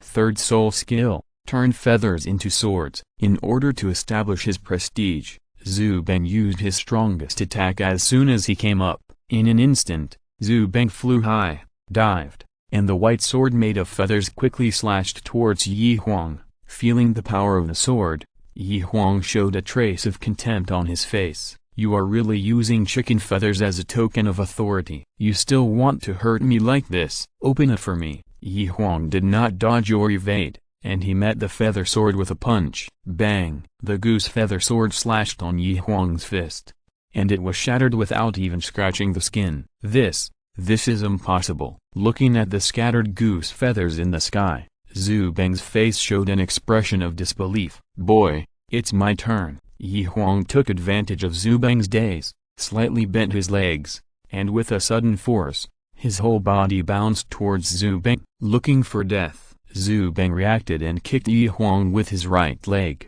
Huang still did not dodge or evade, and directly grabbed Zhu Beng's right leg and pulled it forward with force. Zhu Beng did a standard split, and the two small bumps under his crotch also hit the raised stone on the ground. The pain made his facial organs twisted together. Huang obviously had no intention of letting Zhu Beng go. Huang had no good feelings towards this most hidden guy in Luo continent. Although Zhu Beng had to pretend to be a dandy in order to avoid Qian Renxu's pursuit, but during this period, he did do a lot of things that hurt the world. If it weren't for the public, Huang would definitely kill him directly and remove a roadblock for his master. The death penalty can be avoided, but the living crime cannot be escaped. Huang grabbed Zhu Beng's neck with his left hand, opened his right hand left and right, and slapped him hard on the face. There was a crackling sound of slapping in the face. Although Zhu Beng had a martial spirit to protect his body, under Huang's strong whipping, streams of blood mixed with broken teeth gushed out of his mouth from time to time. After all, this was a duel agreed upon by the two. Zhu Beng had not yet opened his mouth to admit defeat, and his guards did not dare to step forward to stop him. They could only watch their master being beaten. If you're listening to this novel on a channel other than Fanfic World, it means they downloaded and uploaded it without effort. We cordially invite you to visit our channel, Mundo Fanfic Novelist. There you'll find the original version of this story and you can explore many other novels of various genres. We're waiting for you to immerse yourself in a world of incredible novels. Chapter 42, First Meeting with Qian Renxu. "Stop, sir. Please stop." Just when Huang was fighting vigorously, a series of urgent shouts came from behind him. Huang let go of Zhu Beng, who had already lost consciousness, rubbed the blood on his hands on his clothes, and turned around calmly. "Who are you?" "We have agreed to fight each other." Huang turned around and looked at the elegant young man in front of him. "I am Zhu King. My brother is so naughty that he has caused trouble for you. I have heard the cause and effect of the matter from the people around me. I will report this to my father and give you an explanation." The eldest Prince Zhu King, hearing the young man report his name, Huang looked at him carefully. According to the time, the real Zhu King should have died long ago. The Zhu King in front of me is exactly my master's daughter Qian Renxu. Huang's eyes kept scanning Qian Renxu, but he didn't find any flaws in her. It's possible to disguise a woman as a sunny and handsome man, even with an Adam's apple, and even the meat buns in front of her body can be removed. The disguise skills of this 99,999-year-old angel soulbone are indeed powerful. I just don't know if there are any changes below. When Huang looked at Qian Renxu wantonly, Qian Renxu, who was standing next to him, inexplicably felt that her whole body was seen through. This was something that had never happened since she came to the Tandu Empire. Cough, cough. Qian Renxu coughed twice to relieve the tension in her heart. "Zhu King apologized to you on behalf of my brother. Although my brother was at fault first, please leave a way for my brother to live." Qian Renxu performed the brotherly friendship and respect in the royal family to the fullest. Although he wanted Zhu Beng to die more than anyone else, he still had to stand up and plead for Zhu Beng in public. She had been observing outside for a long time and found that although Huang fought fiercely, he cleverly avoided Zhu Beng's vital points and obviously had no intention of killing Zhu Beng. Therefore, Qian Renxu stood up to plead for Zhu Beng and win a good reputation for herself. Just now, if Huang had revealed even a hint of murderous intent, she would not stand up. "So it's the crown prince who is diligent in government and loves the people. Please stand up quickly. I can't bear your bow." Huang pretended to be flattered, walked forward, and hurriedly helped Qian Renxu up, who bowed to apologize. "Well, your hands are very white and soft." Feeling that Huang kept stroking her hands, Qian Renxu calmly pulled her hands out. When her eyes accidentally swept across the half-moon ring on Huang's thumb, her eyes shrank suddenly. Then she returned to her calm appearance. "My friend, your ring is so unique. Where did you buy it?" "It's Qian Renxu's." Yi Huang just showed his ring on purpose to see if the man in front of him was Zhu King or Qian Renxu. After all this operation, Yi Huang found out the flaw. "Oh, this is the apprenticeship gift given to me by my master. Your teacher really loves you and is willing to give you such a good thing." Qian Renxu's face flashed with an unnatural feeling, or to be exact, a hint of jealousy. She was brought to the worship hall by Qian Douluo since she was a child. In order to let Qian Renxu follow him, Qian Douluo even fabricated a lot of bad things about Bibi Dong. Although Qian Renxu kept saying that she hated Bibi Dong, the two of them were of the same blood after all. When Yi Huang showed her ring, she still felt very uncomfortable. "It's good, but unfortunately this ring is missing another star ring." "Oh, who did your master give the star ring to?" Qian Renxu quietly put her right hand with the ring on it where Yi Huang couldn't see it, pretending to be curious. "My master didn't say it, but she told me very seriously that if the person with the star ring encounters difficulties, I must help him no matter what, even if it means sacrificing my life." "Really? It seems that person is very important to your master." Although the master didn't explain it clearly, I feel that person is her life. Qian Renxu's face was obviously warmer than before. "Thank you for sparing Zhu Beng's life. I don't know what you want, but as long as it doesn't violate my principles, I will never refuse. This is also a small compensation for you. I do have a little thing to ask for your help, Your Highness." "What is it? Please tell me." "This is my good friend Yi Lingaling. She opened a clinic here and treats ordinary people for free. I would like to ask you to take care of her." Yi Huang brought Yi Lingaling over and introduced her to Qian Renxu. He knew that he couldn't stay here for long, so he asked Qian Renxu to take care of Yi Lingaling. "What a cold and beautiful lady. Brother Yi has good taste." Zhu King obviously misunderstood the relationship between Yi Huang and Yi Lingaling, but Yi Huang didn't explain anything. "I will come to the clinic often in the future. Even if I can't come, I will send guards to guard here. The enemy of my enemy is my friend." Qian Renxu certainly won't refuse, not to mention that it is a request from her own people. "Thank you, Your Highness." Yi Huang and Yi Lingaling hurriedly bowed to express their gratitude. "You two are seriously injured. Ms. Yi helped me take care of the people of Tandu, and I have to thank her even more. We can be said to have known each other through fighting. I like making friends the most. How about we call each other brothers in the future? It is better to obey than to be respectful." "Then I will call you Brother Zhu in the future." "Okay, Brother Yi is really a straightforward person.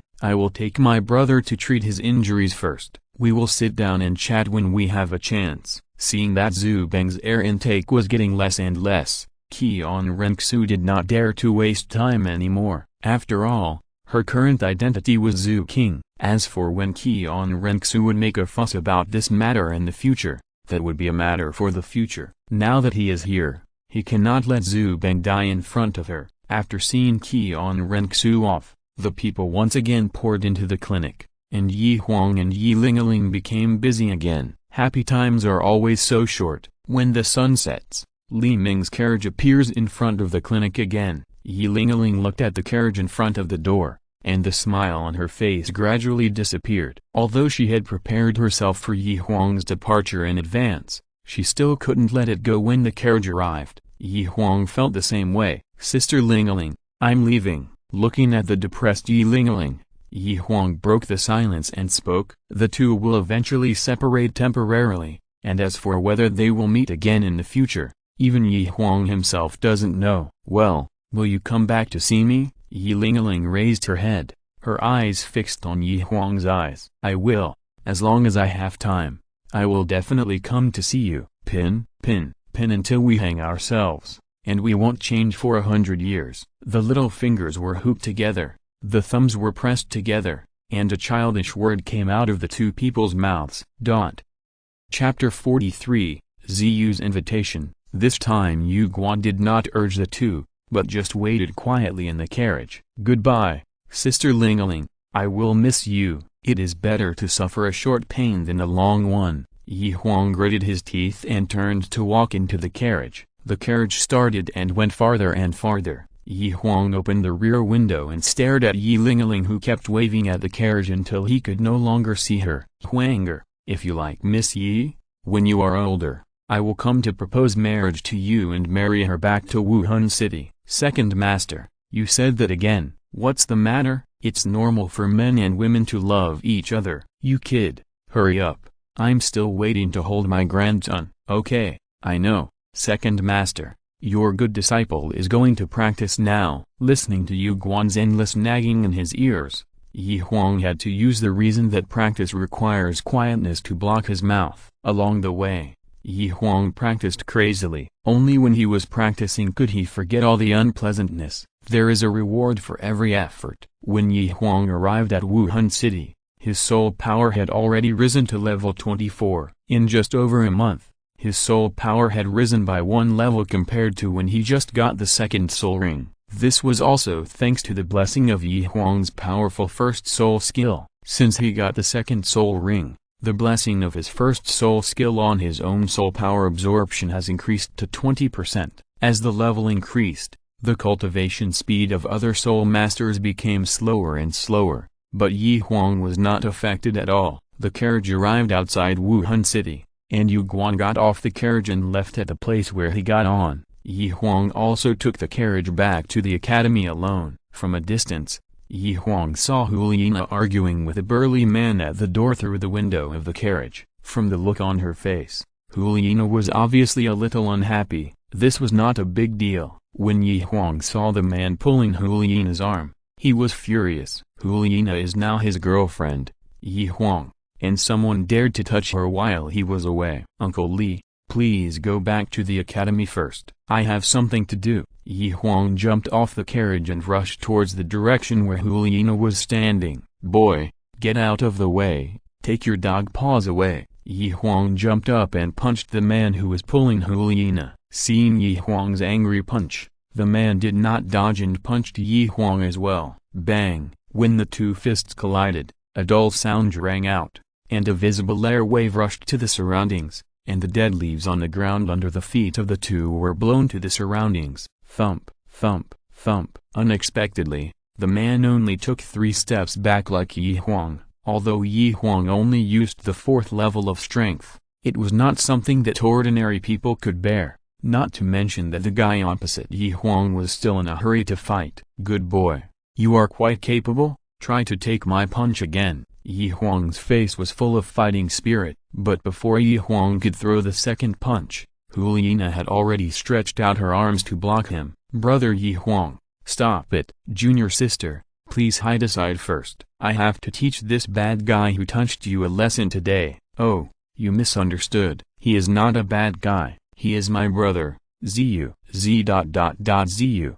Brother. Yi Huang was stunned for a moment, his face full of tears. He didn't expect that he would have sex with his brother-in-law the first time he met. It's not Yi Huang's fault. Not long after he entered the academy, Ziyu went out to perform a mission. He was gone for almost a year. Although Yi Huang and Huliina were good friends, he had never met his brother-in-law. Well, brother-in-law, I'm sorry, I didn't know it was you, and I hit him a little too hard. Yi Huang walked in front of Ziyu and apologized awkwardly. Junior brother, what are you calling me? Hearing Yi Huang calling Ziyu brother-in-law, Huliina's face instantly turned red with shame. Although he complained about Yi Huang's nonsense, he couldn't suppress the smile on his face. I think there's nothing wrong with Yi Huang's shouting. You'll marry him sooner or later anyway. You're so strong.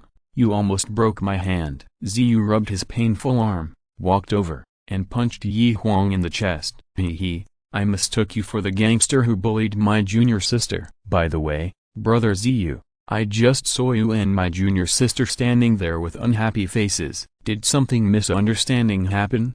When he said this, Yi Huang remembered the expressions of the two just now and asked curiously. It's all because of you, Ziyu said unhappily. Because of me? Yes, it's because of you. Then Ziyu told the cause and effect of the matter. It turned out that a small group of evil soul masters had appeared outside Wuhan City recently. Ziyu's team took on this mission to evacuate the nearby people and eliminate this group of evil soul masters, but Huliina insisted on waiting for Yi Huang to come back and take him to train together. But after waiting for a day, Yi Huang did not return to Wuhan City, and the other teammates were impatient. Ziyu wanted to persuade Huang to consider the overall situation, so there was the unpleasantness just now. Since you're back, I will take you to meet everyone now, Ziyu said, and took Huang and Huang to the academy. When the three of them arrived at the advanced class of A, several people were already waiting there. Huang scanned the faces of the people,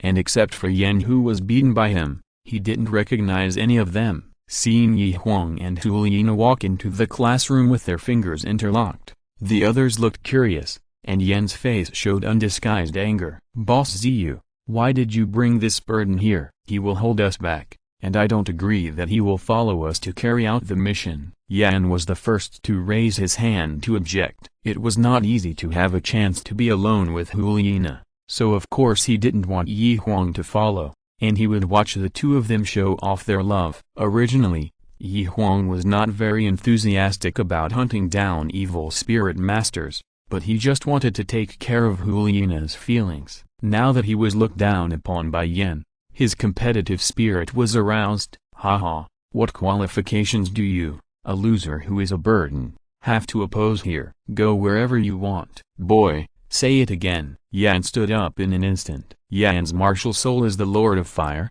and he has a bad temper. He lost to Huang a year ago, and he was full of anger. Hearing Huang's words, he exploded directly. I will say this 100 times.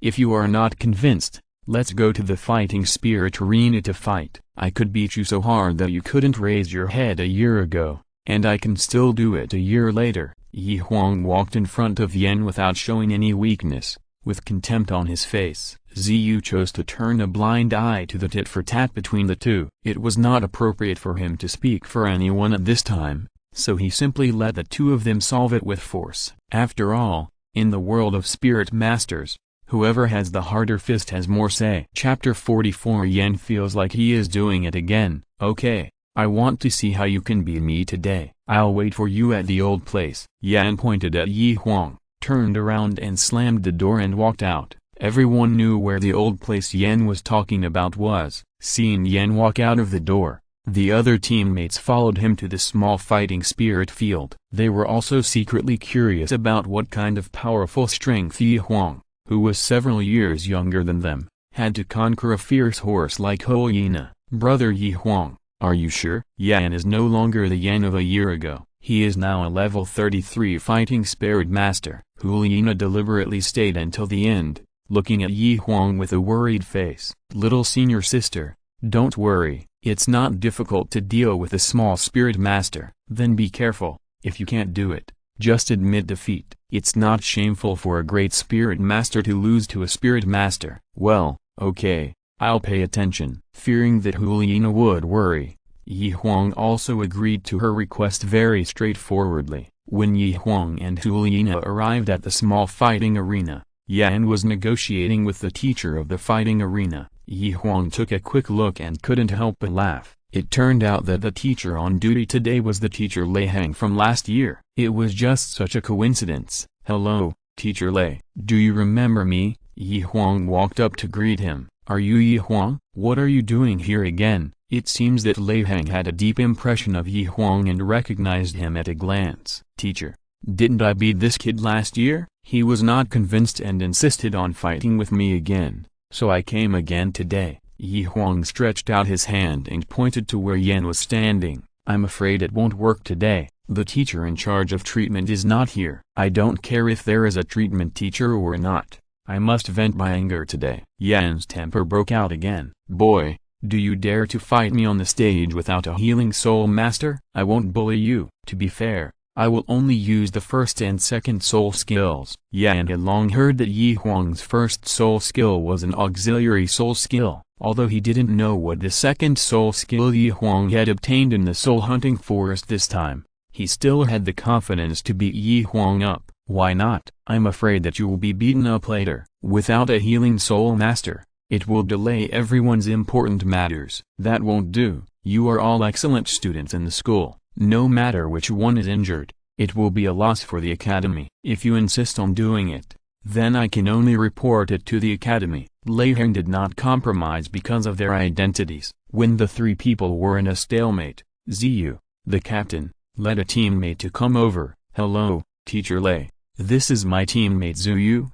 With the martial soul of the Golden Scepter, a level 30 healing soul master. How about letting him play the role of a healing teacher? That's fine. After all, it was just a battle between a soul master and a great soul master, and a healing soul master at the soul master level was enough. Why don't you, Mr. Yi, come on stage and die? Hearing Lei Heng's agreement, Yan couldn't wait to jump onto the fighting soul stage. Why are you in such a hurry? Are you in a hurry to reincarnate? Yi Huang walked up calmly. Boy, I will let you know today that even if you are extremely powerful, you can only stare blankly in front of powerful soul skills. Martial soul possession. A blazing red flame rose from Yan's body, and a tall fire giant appeared behind him. Yellow, yellow, purple.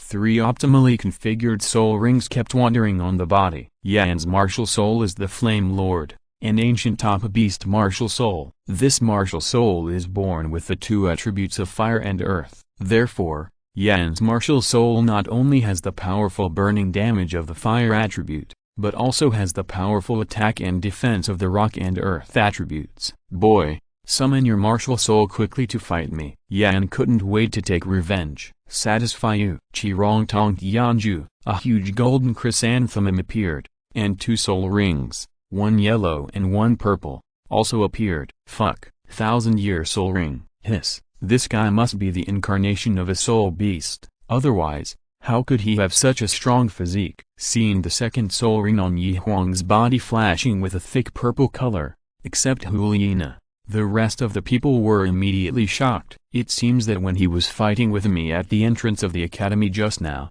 this kid still held back, otherwise I would not be able to take his punch at all. When everyone in the audience had different expressions, Yan's face showed a questioning expression. No.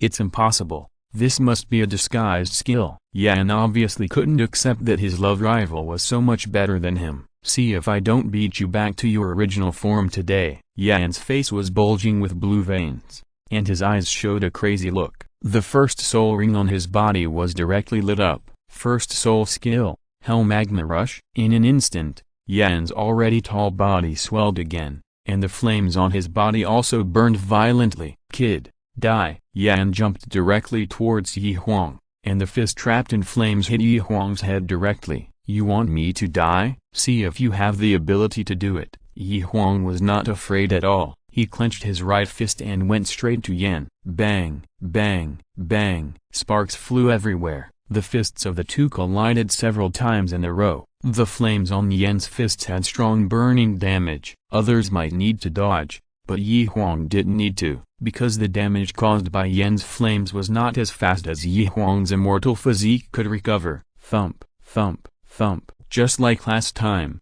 Yi Huang didn't spend much effort at all, and he beat Yan back again and again. How could this be? My flames can't hurt him. Yan's eyes widened, with an unbelievable look on his face. Impossible. It must be an illusion. Yan's face showed a crazy look again. He directly lit up the 2nd soul ring. 2nd soul skill, Granite Rock. He roared. His already thick arms swelled again, and a layer of earthy yellow crystals like wind-dried rocks slowly emerged on the high bulges of muscles. The whole body was instantly surrounded by a granite armor. The fist that became the size of a basin smashed towards Yi Huang again with a dull sound of breaking through the air. Love in the swamp. Yi Huang's 2nd soul ring lit up. As the golden chrysanthemum petals withered, Yan, who rushed over, instantly felt as if his body was trapped in an extremely sticky glue. The petrified body that he was proud of became a burden to him, and every step he took was difficult. Ah, I want you to die. Magma surge. At this time,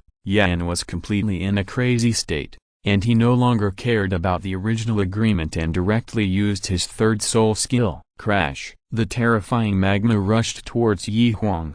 Despicable. Yi Huang was angry and dodged the hot magma. A punch hit Yan's chest. Boom. A huge roar sounded, and the thick granite armor on Yan's body instantly broke, and the rocks flew everywhere. The whole body flew out like a kite with a broken string, and fell click under the ring, and fainted directly like last time. Chapter 45. Huliina's punishment. Seeing Yan who had fainted, Zuyu, who was guarding beside him, quickly used a healing soul skill on him. Douluo continent is a world where the strong prey on the weak. Huang's powerful strength conquered all the soul masters present at once. The other team members showed their kindness to Huang. "Hello, I am Sun Qiantao, a level 29 Great Soul Master, welcome to join you." "Hello, I am Li Kai, a level 28 Great Soul Master, welcome to join the team." "Hello, I am." Everyone rushed to introduce themselves to Huang. Only a fool would let such a demon soul master go. After the other team members had introduced themselves,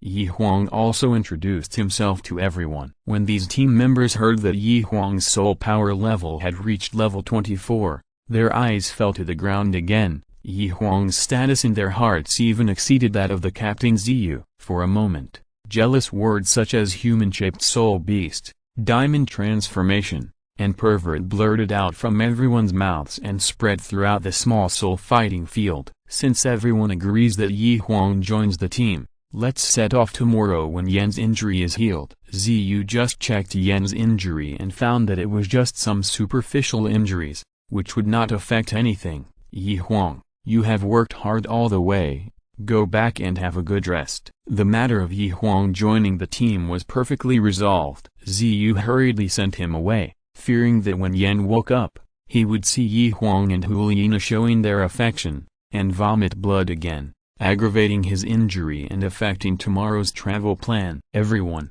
see you tomorrow." Huang said hello to everyone, took Huliina's hand and turned out of the small fighting arena, walking towards the dormitory. Along the way, Huliina held Huang's arm tightly, her head leaned on Huang's arm tightly, and her face was filled with a happy smile. It was time for class now, and there was no one else in the dormitory. "Oh, I'm finally back. It's great." Huang sat down on the edge of his bed and stretched his waist. Seeing that there was no one else in the dormitory, Huliina instantly became bolder. She turned around and walked to the door, locked it, and sat on Huang's thighs with her legs apart. She followed Huang and started to act like a spoiled child. "Junior brother, did you miss me?" "Yes." "Where?" "Here." Huang grabbed Huliina's soft jade hand and pressed it tightly against his heart. "Since you miss me here, don't you have any other expressions?" Huliina licked her lips with her tongue, showing her charm. How could Huang not understand Huliina's feelings? He turned his body and pressed her directly under him.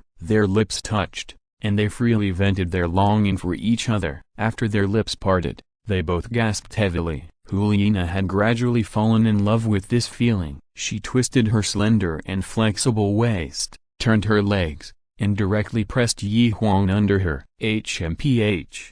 You pervert, you actually dared to take advantage of me." "No, I have to take it back." Huliina made up a lame excuse and leaned over again. After a cup of tea, the two separated again. "HMPH. You actually dared to stick out your tongue to resist. Accept my more severe punishment again." Huliina leaned over for the second time and kissed Huang hard. This time it lasted longer. For an incense stick of time, Huliina leaned against Huang with satisfaction, listening to the sweet words that Huang said. Seeing that it was almost time to end the get out of class, Huliina hurriedly sat up, tidied her wrinkled clothes, and hurriedly fled the dormitory. She didn't want to be discovered by Huang's teachers or classmates again. Huang sent Huliina away and turned to walk towards the classroom. Seeing Huang's return, Yang Wang and others showed excitement. The children threw Huang to the ground and piled up like Luoan. When they saw the strawberry mark on Huang's neck,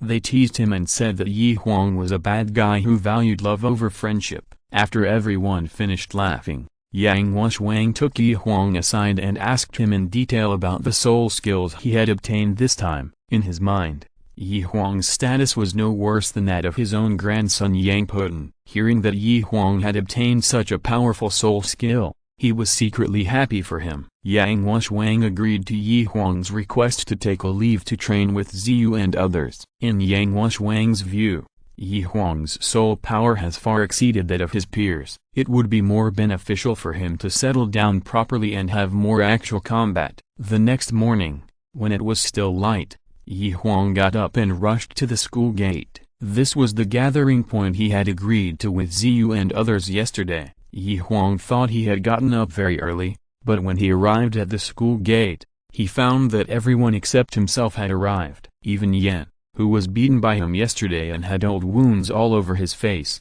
arrived earlier than him. "I'm sorry, everyone, I'm late," Huang said with an apologetic look on his face. "It's okay, we just got here too." Yan wanted to ridicule Huang, but seeing the reactions of the crowd, he could only shut his mouth and turned his head away. The place where the evil spirit master appeared this time was not far from Wuhan City, but that place was in the valley between two mountains, and the carriage could not pass at all, so everyone could only walk to the place where the evil spirit master appeared. "Let's go, wait until everyone summoned their spirits." As the captain, Ziyu waved his hand and issued an order to everyone. He tapped the ground with his footsteps and rushed out first with Zhongping of the agility attack system. Yan, who had been silent all the time, followed closely behind. Next came the auxiliary spirit master Zuyu, and Li Kai and Sun Q and Hao, who were guarding on both sides of him. "Junior sister,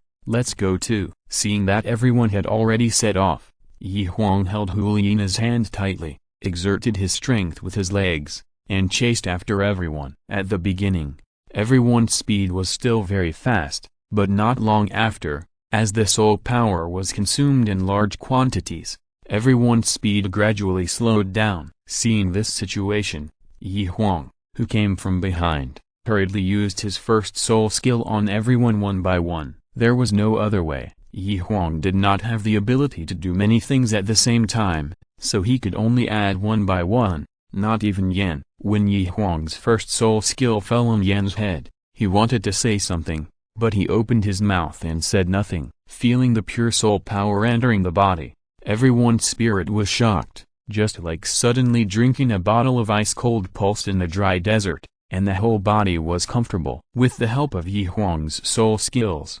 everyone's speed was raised again. It was originally estimated that it would take 4 hours to reach the destination, but now it was forcibly advanced by half an hour. Chapter 46 Hunting the Evil Spirit Master. The area ahead is where the scouts in the Spirit Hall discovered the appearance of the Evil Spirit Master. Everyone must be alert and be careful. Ziyu looked at the location marked on the map in his hand and reminded everyone with a serious face. It is not easy to find the Evil Spirit Master in the densely wooded mountains. For the safety of the people nearby, everyone planned to go to each village first, tell the villagers here about the appearance of the Evil Spirit Master, and notify them to evacuate quickly. But what they didn't expect was that they found 2 villages in the forest one after another, and didn't find any living things. The people in the whole village seemed to have evaporated suddenly. Everyone searched the whole village, but didn't find any clues. They had to continue to the next village with a face full of doubts. However, when they arrived at the next village, they found that the village was still empty, without anyone. It shouldn't be like this. Everything in these villages is complete. They don't look abandoned. How come they didn't disappear overnight? Even the livestock of every household disappeared. Did they know about the arrival of the Evil Soul Master and evacuate in advance? Everyone discussed it, but still got no result. The action was in trouble and they didn't know where to start. At this moment, Huang noticed a detail. An arrow path covered with fallen leaves caught his attention. "Everyone, come and see. There is something wrong with this road." Everyone came over and looked at the path covered with leaves in front of them. They didn't understand what Huang wanted to express. There were really too many narrow paths covered with leaves. There were at least 800 of them in the whole forest. What's so good about a broken road covered with leaves? Yan was obviously a little dissatisfied with Huang's fuss. This road covered with leaves is not strange, but don't you find that these leaves are not naturally fallen, but more like they were knocked to the ground by humans? Huang ignored Yan's unreasonable words, picked up a fallen leaf casually and handed it to everyone. Everyone found that the broken stump on the top of the leaf was very green, and it was not naturally fallen at all. Everyone checked the trees on both sides of the path and found that there was an imperceptible mark of a knock on each tree. If you don't look carefully, you really can't find it. Not only that, you see the leaves on the path except for the leaves on the upper layer that were knocked off are intact, and the leaves below that fell naturally are all trampled to pieces. indicating that a large number of people or animals have walked here. Huang swept away the leaves on the upper layer, revealing the trampled dead leaves and the marks of varying depths underneath. "You are good, kid. You have discovered such secret information." Everyone praised Huang's super insight and logical thinking again. When something is abnormal, there must be a demon. Everyone be careful. Everyone walked slowly up this hidden mountain road. Everyone stopped for a moment. A solemn expression suddenly appeared on Huang's face, and he stopped everyone who was moving forward. When a breeze blew just now, he smelled a hint of blood in the air. Although the smell of blood was very faint, almost covered by the fragrance of flowers and trees in the forest, it still could not escape Huang's powerful sense of smell. "Are you a dog?" No one else smelled it. "Only your nose is sharp." "Are so many soul masters present not as good as a small great soul master like you?" Yan jumped out again to express his dissatisfaction. "Yan, you'd better shut up. If you bring your personal feelings into the team without any reason, I don't mind expelling you from the team." Ziyu stared at Yan with cold eyes. Ziyu has the highest prestige in this team. Now that he has spoken, even Yan dare not say anything. "Huang, are you sure you smelled blood?" "Captain, I'm sure." At this time, Huang did not call Ziyu brother-in-law, but addressed him by his position. He always made a clear distinction between public and private. "Okay, I'll trust you this time." "Everyone, pay attention to the movements around you." Ziyu patted Huang on the shoulder and led the way to continue climbing up the mountain. After an incense stick of time, a stronger smell of blood wafted from the mountainside, proving the correctness of Huang's words. Such a strong smell of blood, everyone's faces showed shock, and they were secretly surprised at Huang's powerful sense of smell. Everyone slowed down their pace and walked forward gently for more than 10 meters. A cave about 3 meters high appeared under everyone's eyes. Ziyu made a gesture to everyone and slowly moved towards the cave entrance. When they arrived at the cave entrance, they saw piles of corpses piled up randomly. These corpses were both human and livestock. The corpses had been disemboweled, and dripping blood flowed along the grooves dug on the ground into a pool in the low-lying part of the cave. More than a dozen evil soul masters with hideous faces and a strong bloody smell on their bodies sat cross-legged in this blood pool and practiced. Judging from the revealed soul rings, most of them were evil soul masters at the level of great soul masters and soul masters. There were also 3 evil soul masters who did not reveal their soul rings, but sat around the blood pool, making a crunching chewing sound that made people's teeth ache. Gee.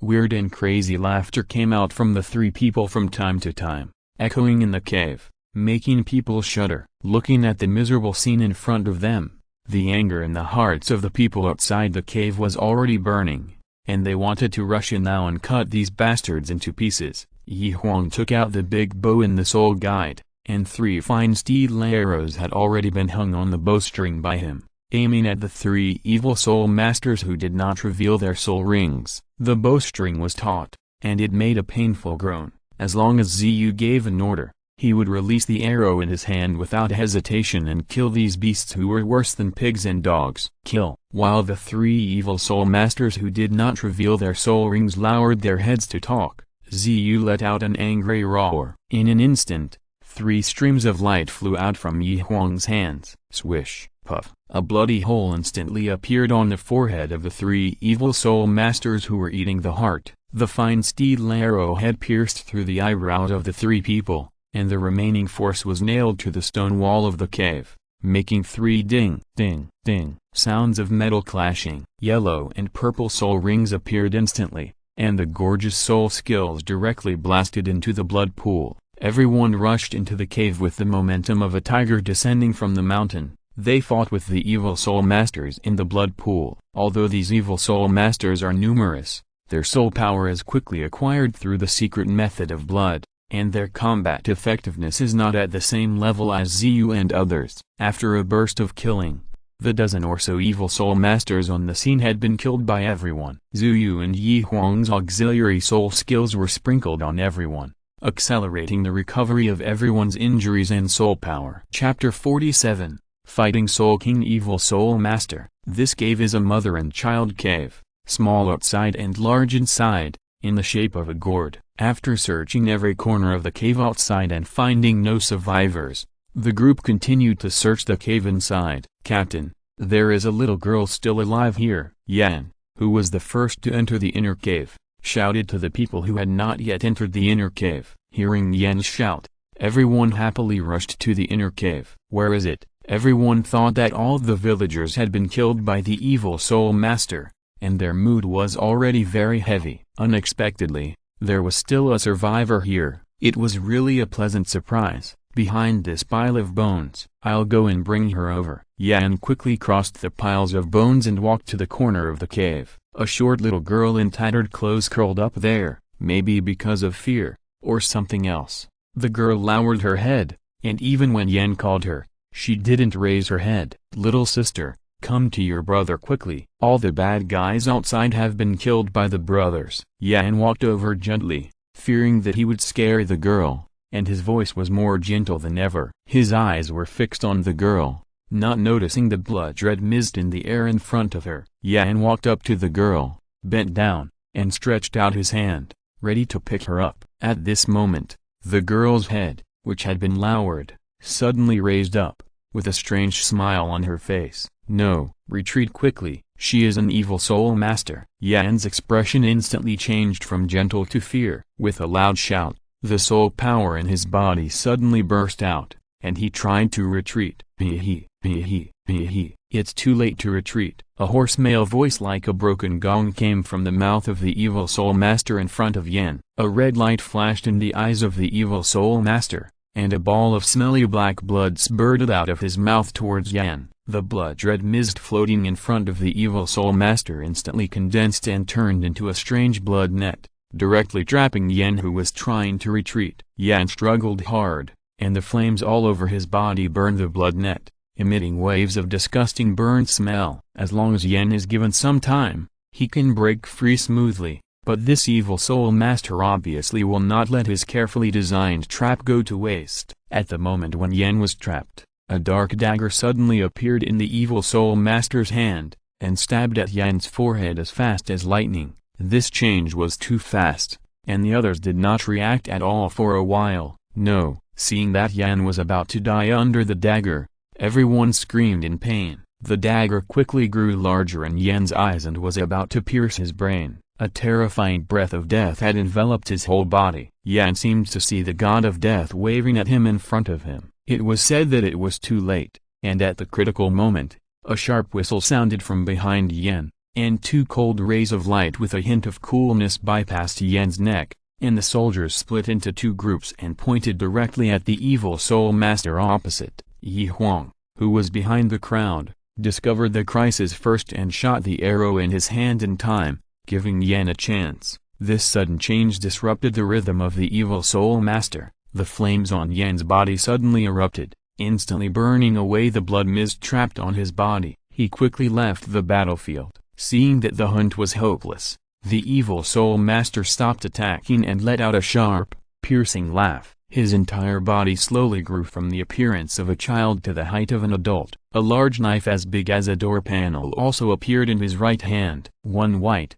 2 yellow, and 2 purple. 5 soul rings rose up and instantly appeared on his body. Soul King. Everyone took a deep breath, and their faces changed again and again. I didn't expect to encounter a Soul King level evil soul master in this desolate mountain. Although the evil soul master's soul rings were not the best configuration, the power of the soul power of more than 50 levels had already overwhelmed everyone and made them a little breathless. Haha, haha. Haha, I didn't expect there to be a smart person among you bunch of kids. You actually saw through my plan. How did you find out about me, little guy? As long as you tell me, I will let you suffer less today. The evil soul master's face was full of curiosity, not understanding where he had revealed his flaws. Bah, don't use your childish tricks to insult the word plan. With your evil soul master's worse than pigs and dogs personalities, how could you lock a girl alone in such a clean cave? And your reaction just now was too calm. When facing strangers, you didn't cry or make a fuss, didn't raise your head, and even didn't tremble. Is that a child? It's clearly an Alzheimer's patient. Oh, it seems that I was negligent. I will pay attention next time. This evil soul master didn't care about Huang's ridicule at all, and pondered over what he had just said, as if summing up the gains and losses. Next time, there won't be a next time. This day next year will be your death anniversary, old thing. Cut. The moon blade in Ziyu's hand emitted a powerful sword energy, and chopped directly at the evil soul master. Granted, you are still a little naive to kill me. The evil soul master, with a blade as big as a door panel in front of him, directly blocked Ziyu's sword energy. Holding the big knife in one hand, he ran directly towards Yan. Hell magma. A large amount of magma instantly gushed out from under the feet of the evil soul master. This fire magma obviously has a restraining effect on this evil soul master. When fighting with everyone,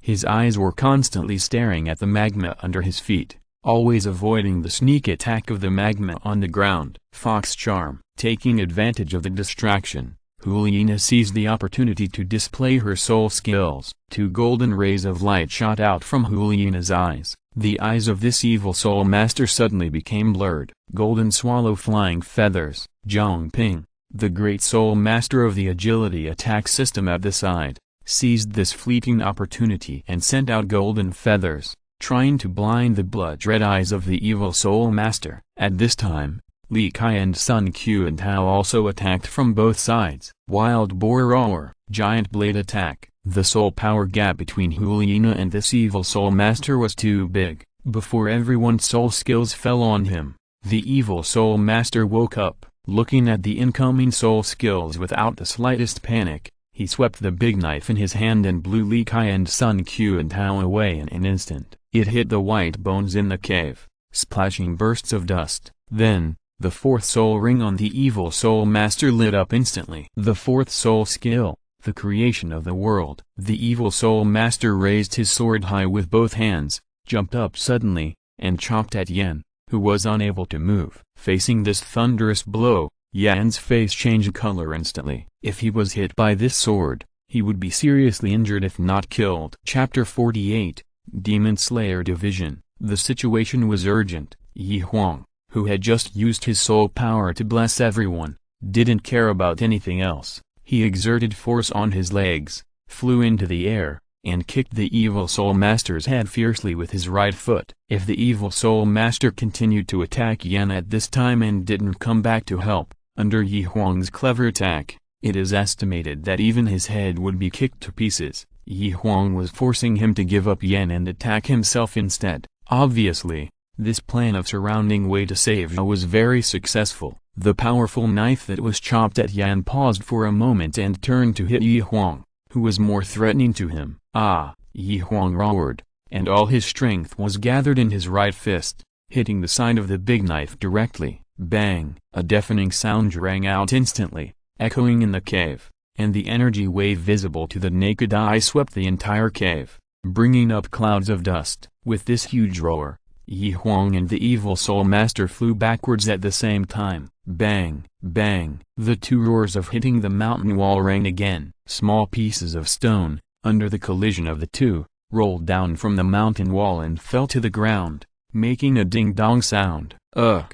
How could the evil soul master's physique compare to Huang's? He spat out a large mouthful of blood after the collision. Before he could adjust himself, everyone seized the opportunity and used another round of soul skills to force him into a corner again. Love in the swamp. Taking this opportunity, Huang's 1,000-year soul ring lit up. The golden chrysanthemum petals turned from flourishing to withering, and the gray mist directly covered the evil soul master's body, greatly limiting his ability to move. Hell magma. Yan seized the opportunity to perform the 3rd soul skill again, and the hot flame magma was directly splashed on the slow-moving evil soul master. Squeak, squeak, squeak. The sound of fat burning was heard. Ah! A sharp wail of pain came from the mouth of the evil soul master. Broken. At this time, Ziyu's 3rd soul ring lit up, and the huge blade light was thrown out, directly cutting off the evil soul master's neck, and rolling to the side with his head. Watching the evil soul master being burned to ashes in Yan's flames,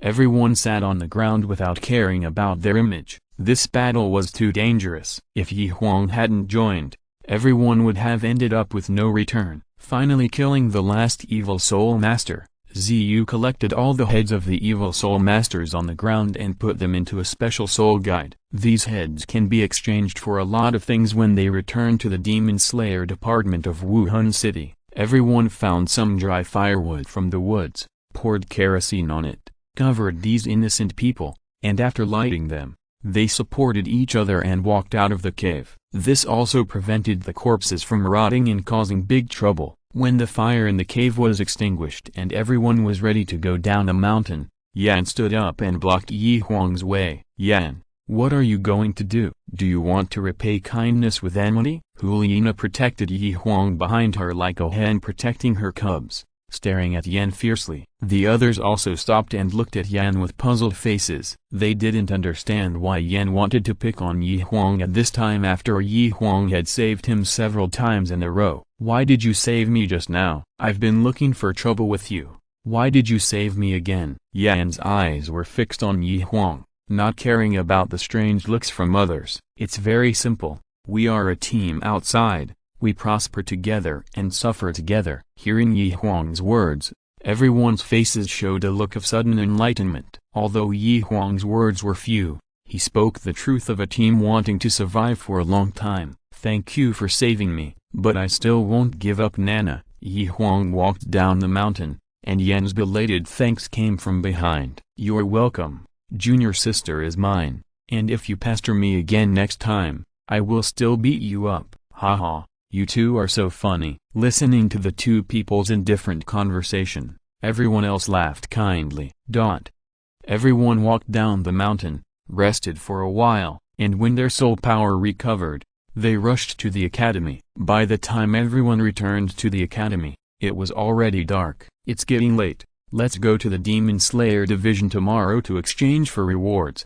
When it came to rewards, everyone's faces showed great joy. This time they hunted a soul king above their level, so the reward must be very generous. Everyone greeted Yi Huang and walked back to their dormitories happily. "I'll call you tomorrow morning, and we'll go to the Demon Slayer division together." Huliina, who was the last to leave, secretly kissed Yi Huang again when she left without anyone noticing. Yi Huang, who was in a good mood, returned to the dormitory, and naturally he was questioned by several other brothers. When they heard Yi Huang finish talking about this thrilling battle, they showed a look of yearning on their faces. Everyone has a Superman dream in their hearts, and several people secretly made up their minds to intensify their practice and strive to go out and eliminate harm for the people as early as possible like Yi Huang. The next day, Huliina came over with breakfast just after Yi Huang finished his practice. Today, she got up an hour early to dress up. A woman should beautify herself to please herself. She also wanted to show Yi Huang her beautiful side. "Little senior sister,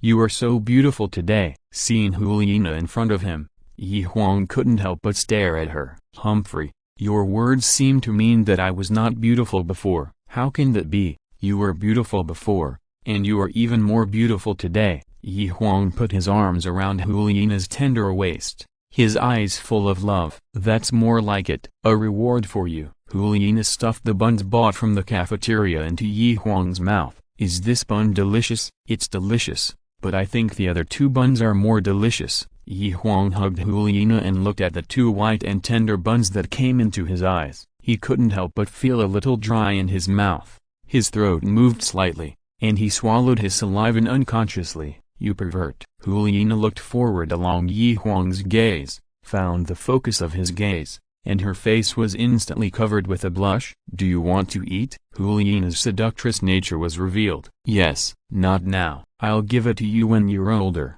The two of them spoke shyly and affectionately. This meal took almost an hour. Seeing that it was getting late, the two of them held hands and hurriedly joined the crowd and walked towards the Demon Slayer division of Wuhan City. Along the way, the bored people walked and talked about the items they wanted to exchange after completing this mission. "I want to exchange for that ball of 100-year-old musk. I have been staring at it for a long time." The beauty-loving Zhangping was the first to speak. "I want to exchange for that bottle of bodybuilding liquid. Through this battle, I found that my physique is still too weak. I want." "Brother Yi Huang, what do you want to exchange?" While everyone was talking about it, Huliina asked Yi Huang with curiosity. If you're listening to this novel on a channel other than Fanfic World, it means they downloaded and uploaded it without effort. We cordially invite you to visit our channel, Mundo Fanfic Novelist. There you'll find the original version of this story and you can explore many other novels of various genres. We are waiting for you to immerse yourself in a world of incredible novels. Chapter 49, Discovering the Treasure. Can I exchange all the items in the Demon Slayer division? Although Yi Huang knew that the Soul Masters in the Academy could obtain tokens in exchange for items by taking on tasks to hunt down evil Soul Masters, he really didn't know much about the specific exchange method. Of course not everything can be exchanged. Seeing that Yi Huang didn't understand the rules, Huliina acted as a commentator. After a Soul Master hunts down an evil Soul Master, he must bring back the evil Soul Master's head to the Demon Slayer division for exchange, and the total number of people in the team that hunts down an evil Soul Master must not exceed 8. The Demon Hunting Division has a special soul guide that can test the soul power level of the evil Soul Master before his death. Soul Masters can use the token that proves their level to go to the area of the corresponding level to exchange for the items they want. Can't I exchange for items in other areas? It's not impossible. But there are also restrictions. Huliina continued to answer Yi Huang's doubts. When exchanging items, if you go to a lower level area, there is no limit, and for every level lower, you can exchange one more item. But if you go to a higher level, there are great restrictions. You can only exchange for items one level higher than the level, and the exchange ratio is 2 to 1. For example, the highest level evil Soul Master we hunted this time is the Soul King level. If you want to go to the Soul Emperor level area to choose items, then you must have 2 Soul King level tokens in your hand. Oh, now I understand. After Huliina's careful explanation, Yi Huang also understood the exchange method. When the time comes, if you have an item in the Soul Emperor area that you like, as long as we can exchange it, I will give you my token. Huliina's whole body and mind are pinned on Yi Huang, her little lover. If there is anything good, she will think of him first. Thank you, little sister. Huliina's words warmed Yi Huang's heart, and he secretly swore in his heart that he would never give up the girl in front of him in this life. Everyone entered the Wuhan city happily. Along the way, he walked towards the Demon Slaying Division with ease. The Demon Slaying Division is a branch of the Elder Hall, located in the side hall of the Elder Hall. After entering the Elder Hall and turning right, Yi Huang saw a dark passage in front of him. At the end of the passage was the Demon Slaying Division. Near noon, the door of the Demon Slaying Division was open, and people of all kinds came and went from time to time. Above the door hung a dark red plaque that looked like blood, with 3 large characters Demon Slaying Division written in a flamboyant style. When Yi Huang looked at these 3 characters, he inexplicably felt that his soul seemed to be leaving his body. Brother Yi Huang, close your eyes quickly. Seeing that Yi Huang's eyes were distracted, Huliina, who was beside him, obviously realized that something was wrong, and hurried forward to cover his eyes, reminding him anxiously in his ear. What a weird handwriting. Yi Huang, who had regained his clarity, lamented the strange scene that had just happened to his body. It's not the font that's weird, it's the material used to make the plaque. This plaque is made of the bones of nightmare beasts, and it naturally has a fascinating image. If a person with low soul power is injured by it, he will have to lie in bed for at least a year or 2 to recover. Hearing this, Yi Huang no longer dared to look up at the plaque, and hurriedly followed the crowd into the Demon Slayer department. Hello, Senior. There are quite a few students from the Wuhan Hall Academy who came to hand in their tasks. As a popular figure in the academy, as soon as Ziyu and others entered the Demon Slayer department, many students took the initiative to greet them. These students who were originally planning to leave the Demon Slayer department saw Ziyu and others coming in, but they were not in a hurry to go out. They gathered in groups of 3 or 2 and waited by the side to see how many evil soul masters Ziyu and others had hunted this time. As the recognized captain of the team, Ziyu came to the front desk with the special soul guide issued by the Demon Slayer department. Hello, I'm here to hand in the task. Please wait. The front desk staff took the soul guide handed over by Ziyu and went directly to a transparent pool on the side. This transparent pool is a soul guide device that tests the level of the evil soul master's soul power before death. The staff member thought about it, and after a gurgling sound, the transparent pool, which was originally empty, suddenly had more than a dozen evil soul masters' heads. Boss Ziyu's team is amazing. They killed so many evil soul masters in one trip. They are worthy of the golden generation. The students present saw these heads that almost filled the transparent pool, and they all talked loudly. The staff was also surprised to see so many evil soul masters' heads poured out of the soul guide device. It has been a long time since he saw the students of the Soul Master Academy being so generous. He quickly pressed the detection button next to the transparent pool to see what level of soul power these heads have. According to the detected data,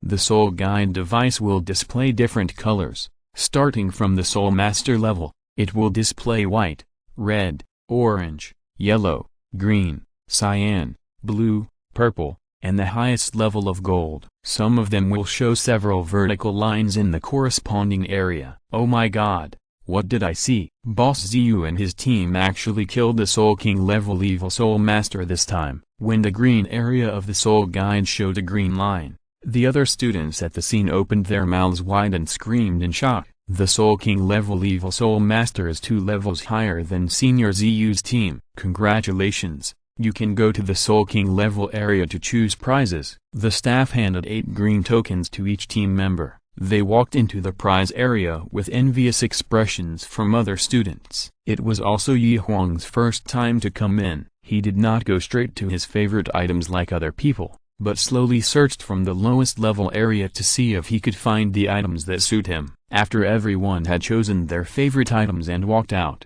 Huang walked slowly to the Soul King level area. Brother Huang, have you found the right item? Not yet. Huang shook his head to answer Hulina's question. Most of the items in these areas are some bodybuilding herbs and weapons, which are really useless for Huang's strong physique. Just when Huang was about to give up, a dull black crystal placed on the shelf in the Soul Emperor area caught Huang's attention. This is. Looking at the black crystal, Huang's face instantly turned red because of excitement. He took a deep breath and slowly walked closer, only to see the name and purpose of the black crystal marked below the item. Whale glue, aphrodisiac, boudoir pleasure, and aphrodisiac. It's really this good treasure. Looking at the introduction below, Huang's heart beat wildly. Chapter 50, Junior Brother, your disease can be cured. This is also thanks to the fact that the Soul Masters of Douluo continent basically live on land,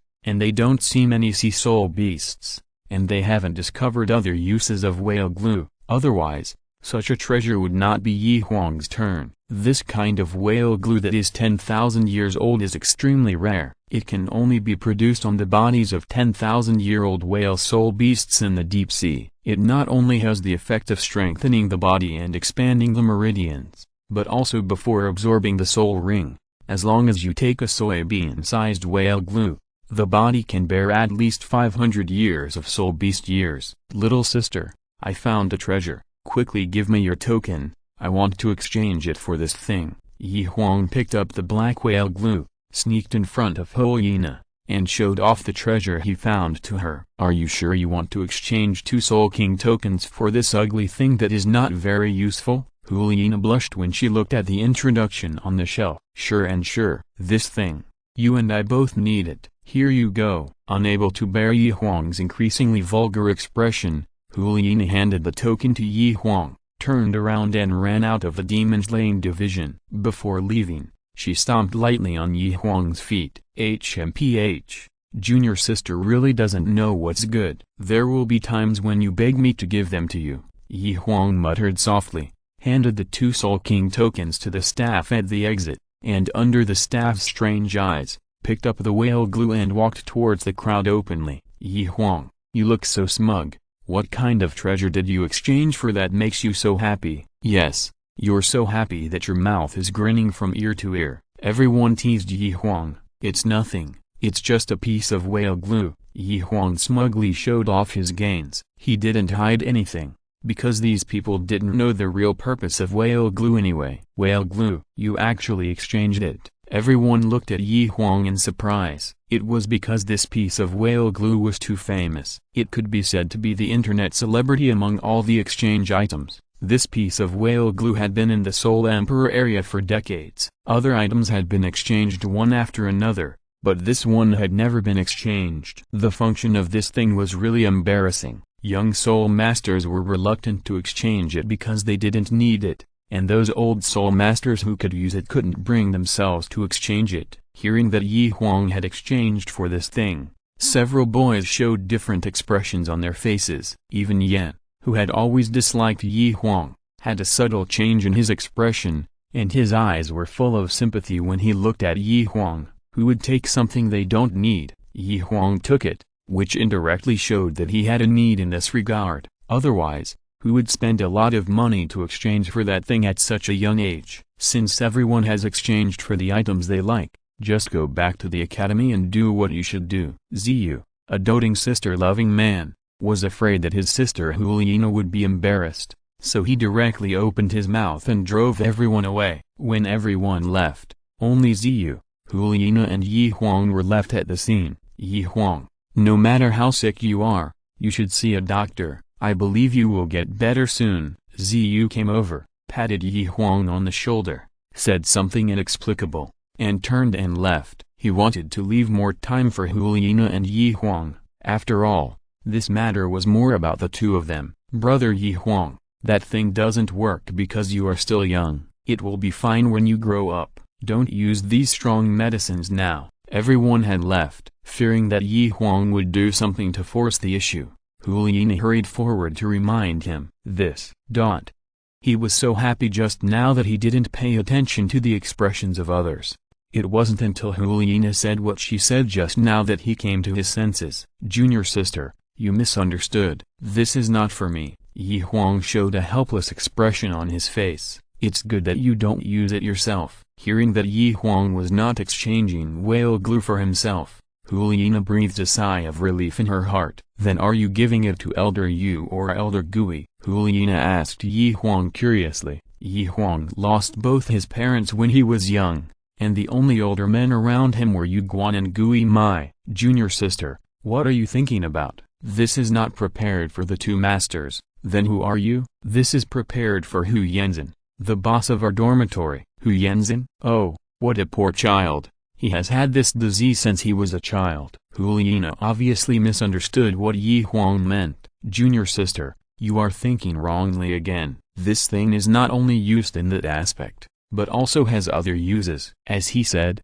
Yi Huang told Huliina about the other uses of whale glue. Is it really that powerful? Huliina showed a half-believing and half-doubting expression on her face. After all, this thing has been here for decades. If it has such a great effect, how could they get it by chance? Of course, otherwise would I spend so much money to exchange it for it? When we get back to the academy, I'll give it to Boss Huan to eat, and then you'll know how powerful this thing is. In order to prove that this whale glue really has an extraordinary effect, Yi Huang directly took Huliina's hand, and the two walked towards the gravity room of the academy. When the two arrived at the gravity room, Huan Zan and others were exercising in it. After more than a year of training, they have been able to hold on for an incense stick of time under twice the gravity. Teacher, I'm back. Hello, Teacher Yang. Walking into the door, Yi Huang and Huliina greeted Yang Washuang. Well, you are back. What good things did you two exchange for in the demon slaying division? Although Yang Washuang could not leave the Spirit Hall Academy, he had heard from other students that the demon slaying department often produced some bodybuilding herbs and other strange things, and he could not help but be curious about what good things Yi Huang had exchanged from the demon slaying department. Teacher, look, this is whale glue. Seeing what Yi Huang took out, Yang Washuang, who had been calm, changed his face instantly. Haha, good boy, you can find this thing. This is also thanks to you, teacher. Otherwise how could I recognize this thing? Okay, all of you stop practicing and come here. Teacher, what's wrong? Huan Zan came over first with a puzzled look on his face. Let me show you a good thing. Yang Washuang casually handed the whale glue in his hand to Huan Zan. What is this? This is whale glue, used for aphrodisiac. Tanshan, who came from a well-educated family, recognized this thing at once. Oh my gosh. Hearing Tang San's words, Huang Zan threw him out directly. Hey, boss Huang, this thing is rare. Even if you can't use it now, you can still use it when you are older. Tang San picked up the whale glue thrown out by Huang Zan with a distressed look. End of this chapter. Thank you very much for reaching the end. Don't forget to like. Looking for more exclusive content and immediate access? Subscribe to our Patreon. Remember, every like, subscription, or donation encourages us to continue. Thanks to everyone. See you in the next video.